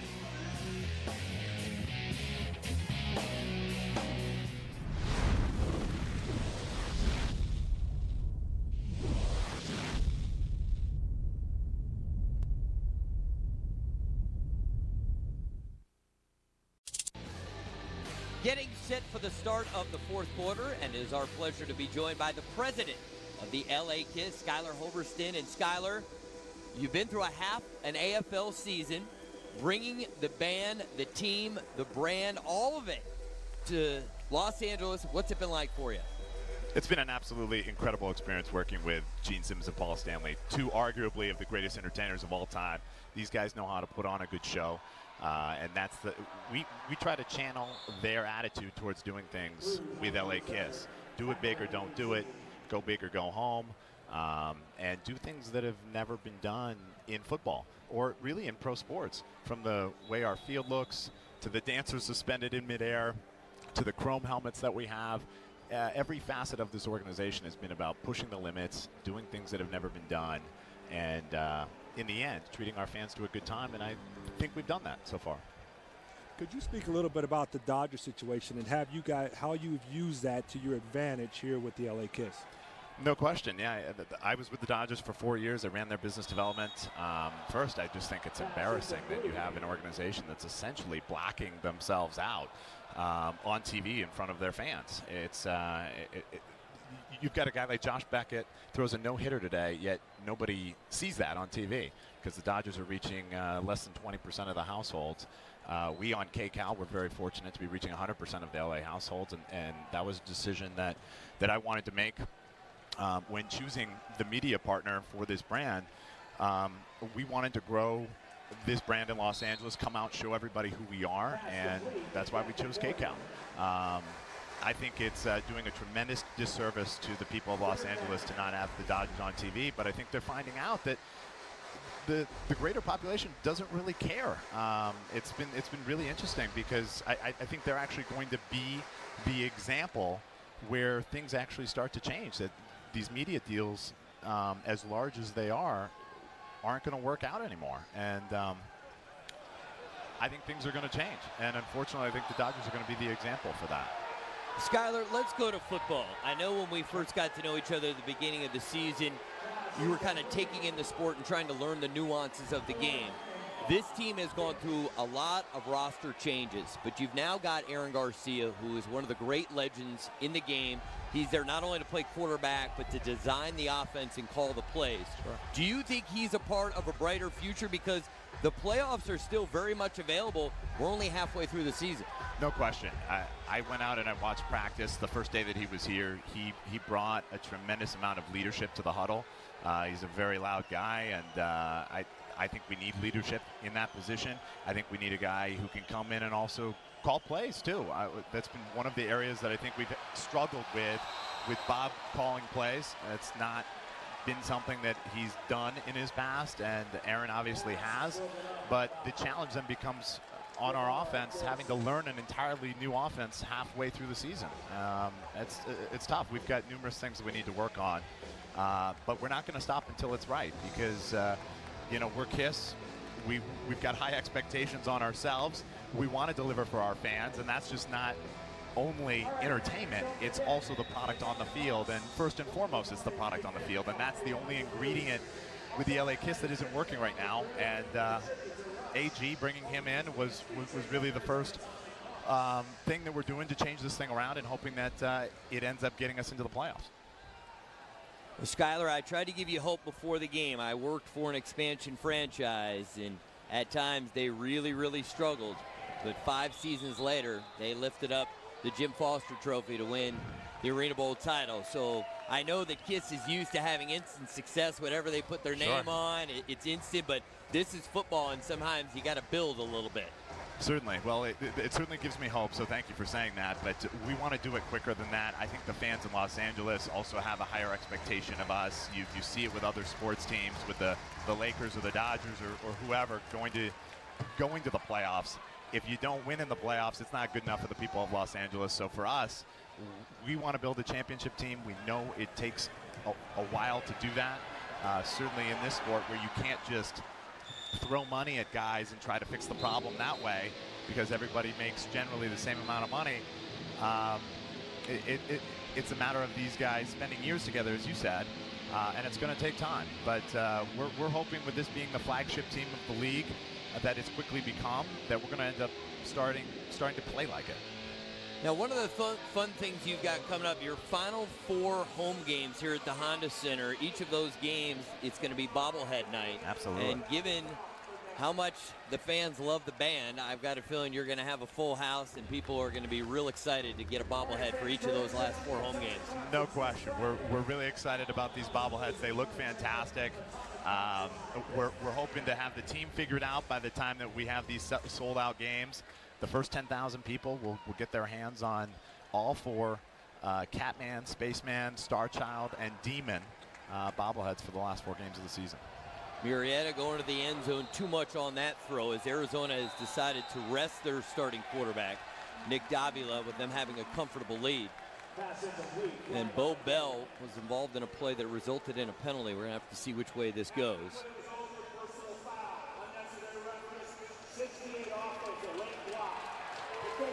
It's going to go against Arizona, so they'll be backed up.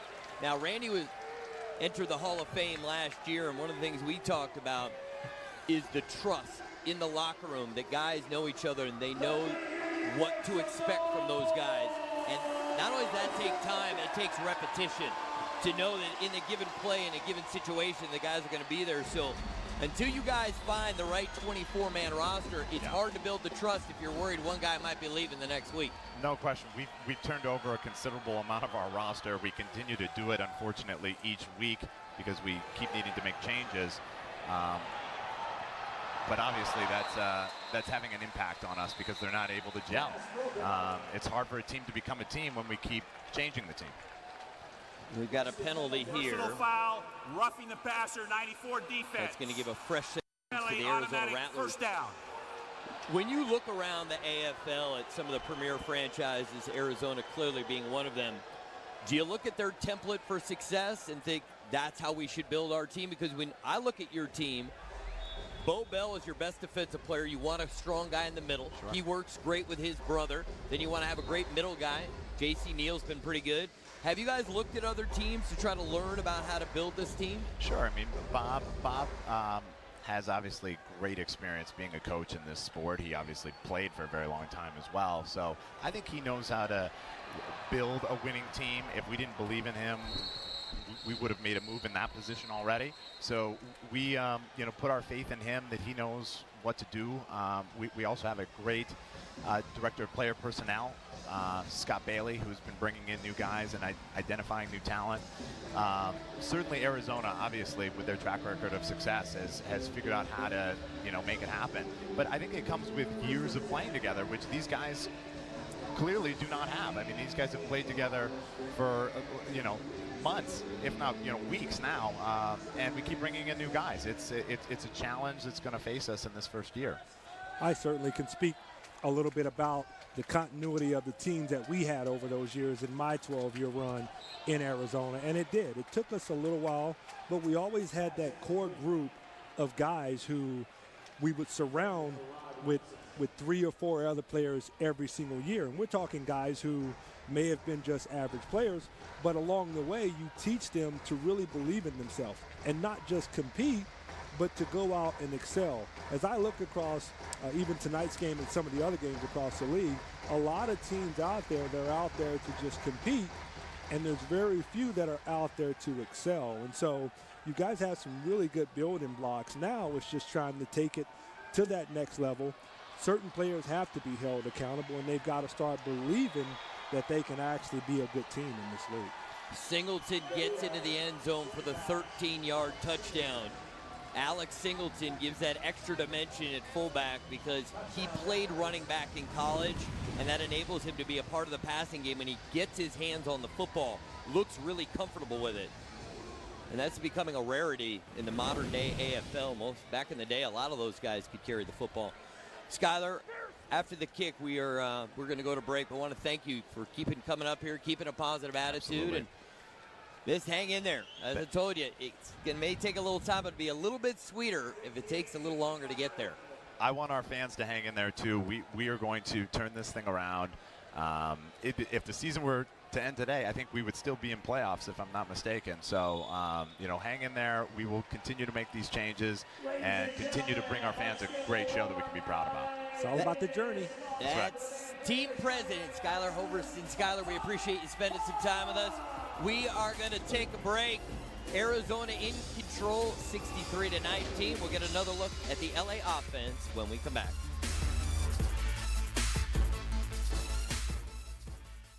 They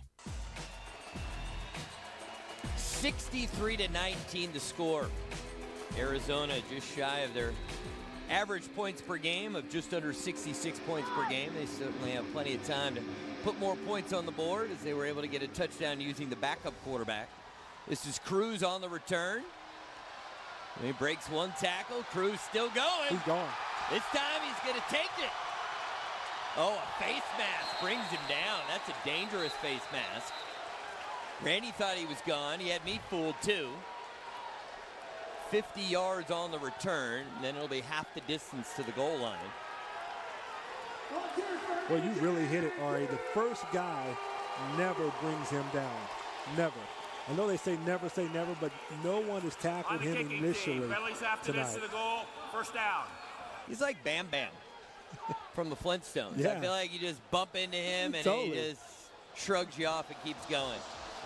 We will take a break. When we come back, first and goal for the Kiss at the Arizona 2-yard line.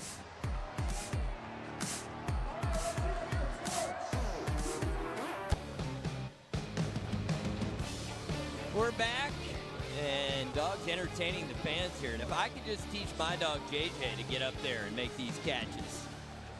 I mean, this pup is relentless. JJ, tell me a little bit about JJ. JJ is a Labradoodle who looks more like a character from the show Alf. Oh, I know exactly what Yeah. it looks like, yeah. And nobody can ever figure out what he is. But he can catch the Frisbee, but that dog's a whole different skill set. That's too cool. That was very nice of Skylar to spend some time with us. See if LA can take advantage here. Hansen is in the game at quarterback.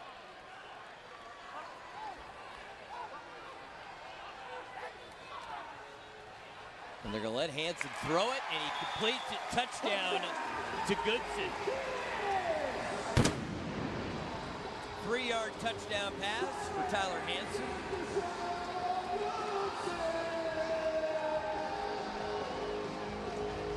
And LA will go for 2. Goodson does a good job of just kind of settling down in front, wiggling loose, and kind of wide open right there. Find a hole there right in the end zone in front of the defensive back, throw it right to him. I guess it sounds more easier than it really is. Well, you did it for so long, and you made it look easy that when you describe it, you're like, ah, yeah, it's no big deal. Send me out there and watch me get jammed at the line of scrimmage and fall to the ground. You might think of it a little differently.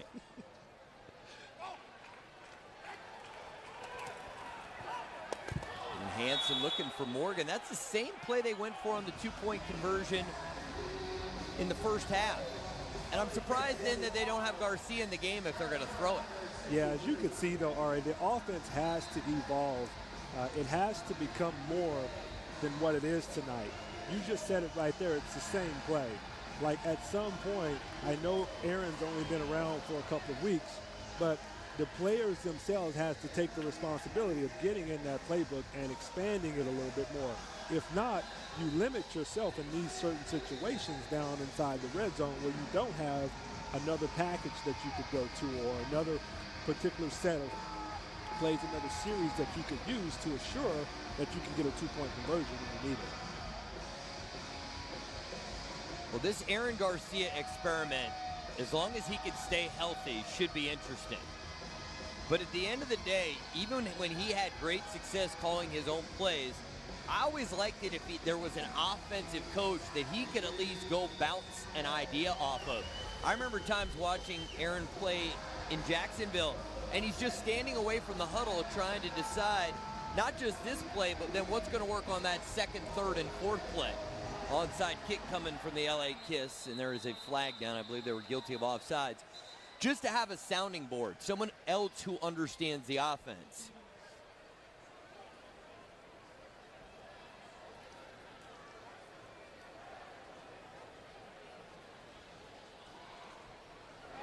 Offsides on the kicking team, number 5. That penalty's after this, the goal, first down. All penalties are frustrating, but if you're a coach and you're going for an onside kick and your guy's offsides, why bother? Yeah, you can't be offsides on an offside kick. That's like the ultimate thing you just do not do. Jason Murrieta, backup quarterback, third-year man who played his college ball at Northern Arizona. There you see, 4 touchdowns on the season. Hasn't got much playing time as he's playing behind the best quarterback in the AFL. He's solid, though. He does. He's playing behind Nick, but he does make good decisions with the ball, too. Singleton on the ground, keeps working and fighting. Is he in? No signal? Yes. Touchdown, Rattlers. He certainly has some running back tendencies in him as you watch him run the ball there. Breaking tackles, diving into the end zone, continuously moving his legs like that. Like, that's the desire, the want to of getting into that end zone right there. He wanted that touchdown. Now I'm going to make a qualifier. I am neither a coach nor am I a player personnel director. I think teams that have a fullback who can be a part of the offensive package, it's a much more complete offense and you can get a lot of production. I mean, we've seen Alex Singleton. He's gotten into the end zone catching the football, running the football. He's got 10 touchdowns on the season now, whereas a lot of teams now have a lineman back there that does not give you the ability to try to do things within the offense. I agree with you 100% on that. Alex Singleton, though, is a difference maker. He's one of a few guys that can handle the protection as well. So you look at Bo Kelly, he's very reminiscent of him, undersized, plays the position well, but he can play them both. Offense, he can block, and he can run the football. Bo Kelly, one of the great fullbacks in AFL history, a part of that great run that Randy Gatewood was a part of with the Arizona Rattlers. We are going to step away for a moment. Our score is 70-25.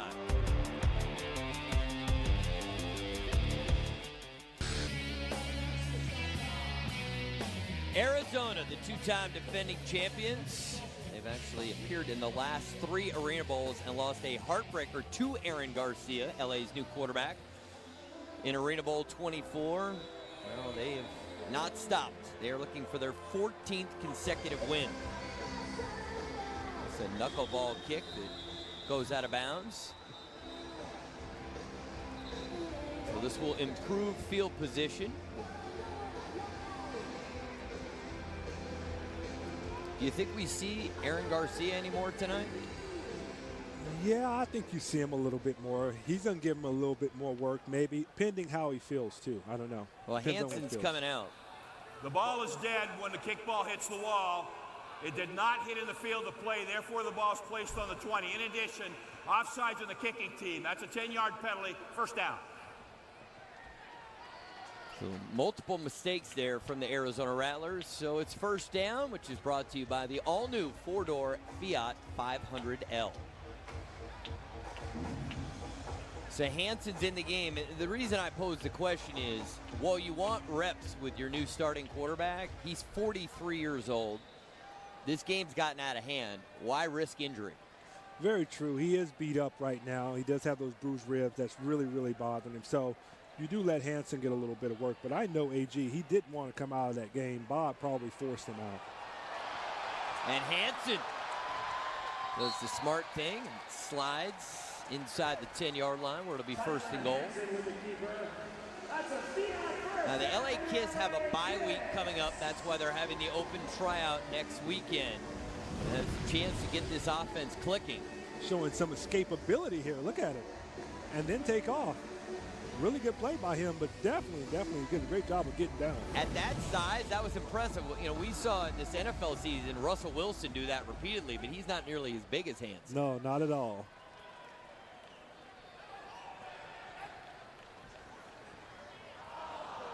And three receivers in the same area. Seemed to be a little bit of confusion. And keep in mind, Hanson's now running Garcia's offense. So everything that Tyler had learned in his rookie season has been thrown out in the last 2 weeks since Aaron Garcia arrived. Yeah, it is. It probably gets a little bit confusing, but if you notice, he's going over to Bob. Bob is keeping it extremely simple for him, just giving him the basic stuff that he's used to running, things that he's worked on in practice as well.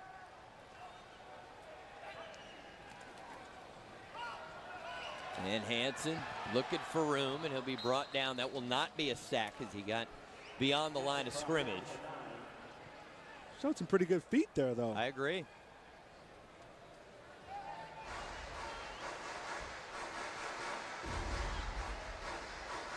With today's AFL having open substitution and players, for the most part, not going both ways, how do you compare the Arizona Rattlers of today compared to the Arizona Rattler teams that you played on, considering the skill set so different? Is it almost impossible to make a comparison? Yeah, it is. It's a little bit difficult to make that comparison because you got a guy like myself who played in that Iron Man era where we would go down on kickoff, play defense, go down on kickoff return, play offense, do that 2 or 3 times. The score is 21-21, and you look up, and there's still 10 minutes left in the first quarter. So it is a different brand of football, but I would expect that with free substitution, these guys, all they played is their predominant position throughout college and the NFL, wherever they've been. You would think that the games would be much closer because you don't have a two-way guy on that side of the ball who's out there because he has to play two-way. But you know, we've seen it go both ways, but I think it is a little difficult to make that comparison based on the Iron Man game. Hanson throws that up on 4th down, and it's incomplete. There is a flag down. Just a few seconds away from the 1-minute warning. Goes against Arizona. The drive stays alive. It's on LA. They'll decline the penalty. Offense number 74. Holding, defense. Those penalties offset. Repeat 4th down. So LA get another chance. Take a look here. As you can see, they're both holding. Yeah, he pulled him down right there from behind. That's obviously a hold. Good thing, though, they get a chance to reset. Let's do it over.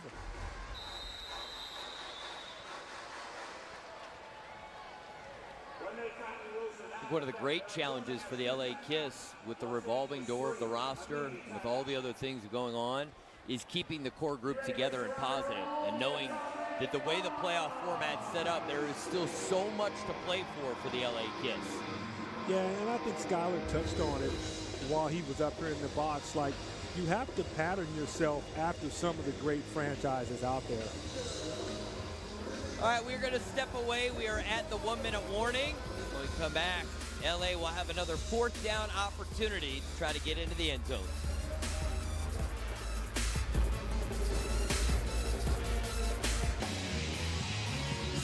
70-25 the score, and let's go to the play of the game. A fantastic catch by Kerry Reed. San Manuel Indian Bingo Casino. And Kerry Reed went up at its highest point, brought it down. Former receiver, that's got to make you proud. That's one heck of a catch there, especially running into the wall like that. 4th down. And Hanson's in all kinds of trouble. Gets away from it. Got 2 great blocks, and Vargas drops it at the 5-yard line. Escapability, though. You see that? That was pretty good. You know? Very good. We spoke of Russell Wilson earlier, right? That was pretty good there.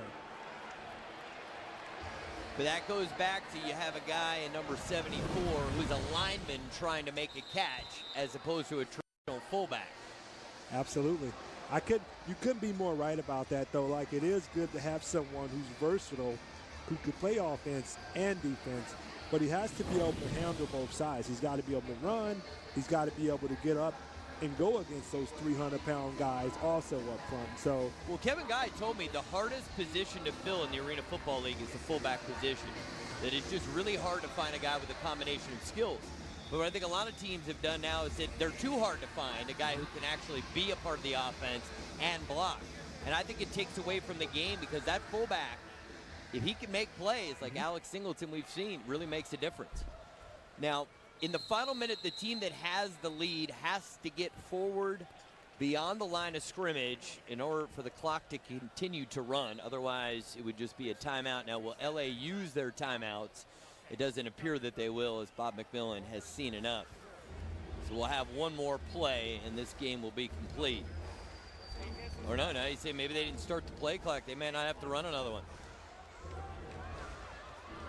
They don't have to snap it, so the final score is going to be 70-25. Randy Gatewood, we've talked for a long time about getting together, hanging out, talking a little Arena football. It's a pleasure, my friend. Hey, nice thanks, job. man. Yeah, had a great time with you, buddy. Hey, let's do it again sometime soon. This is what we do.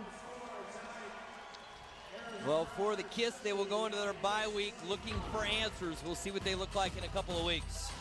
For my broadcast partner, Randy Gatewood, and our entire KCAL crew, I am Ari Wolf saying goodnight from the Honda Center in Anaheim, where our final score was 70-25. Be sure to join us for our next LA Kiss telecast on Sunday, June 14th at 7 as Kiss takes on Portland. You've been watching a presentation of the Arena Football League and LA Kiss on KCAL 9.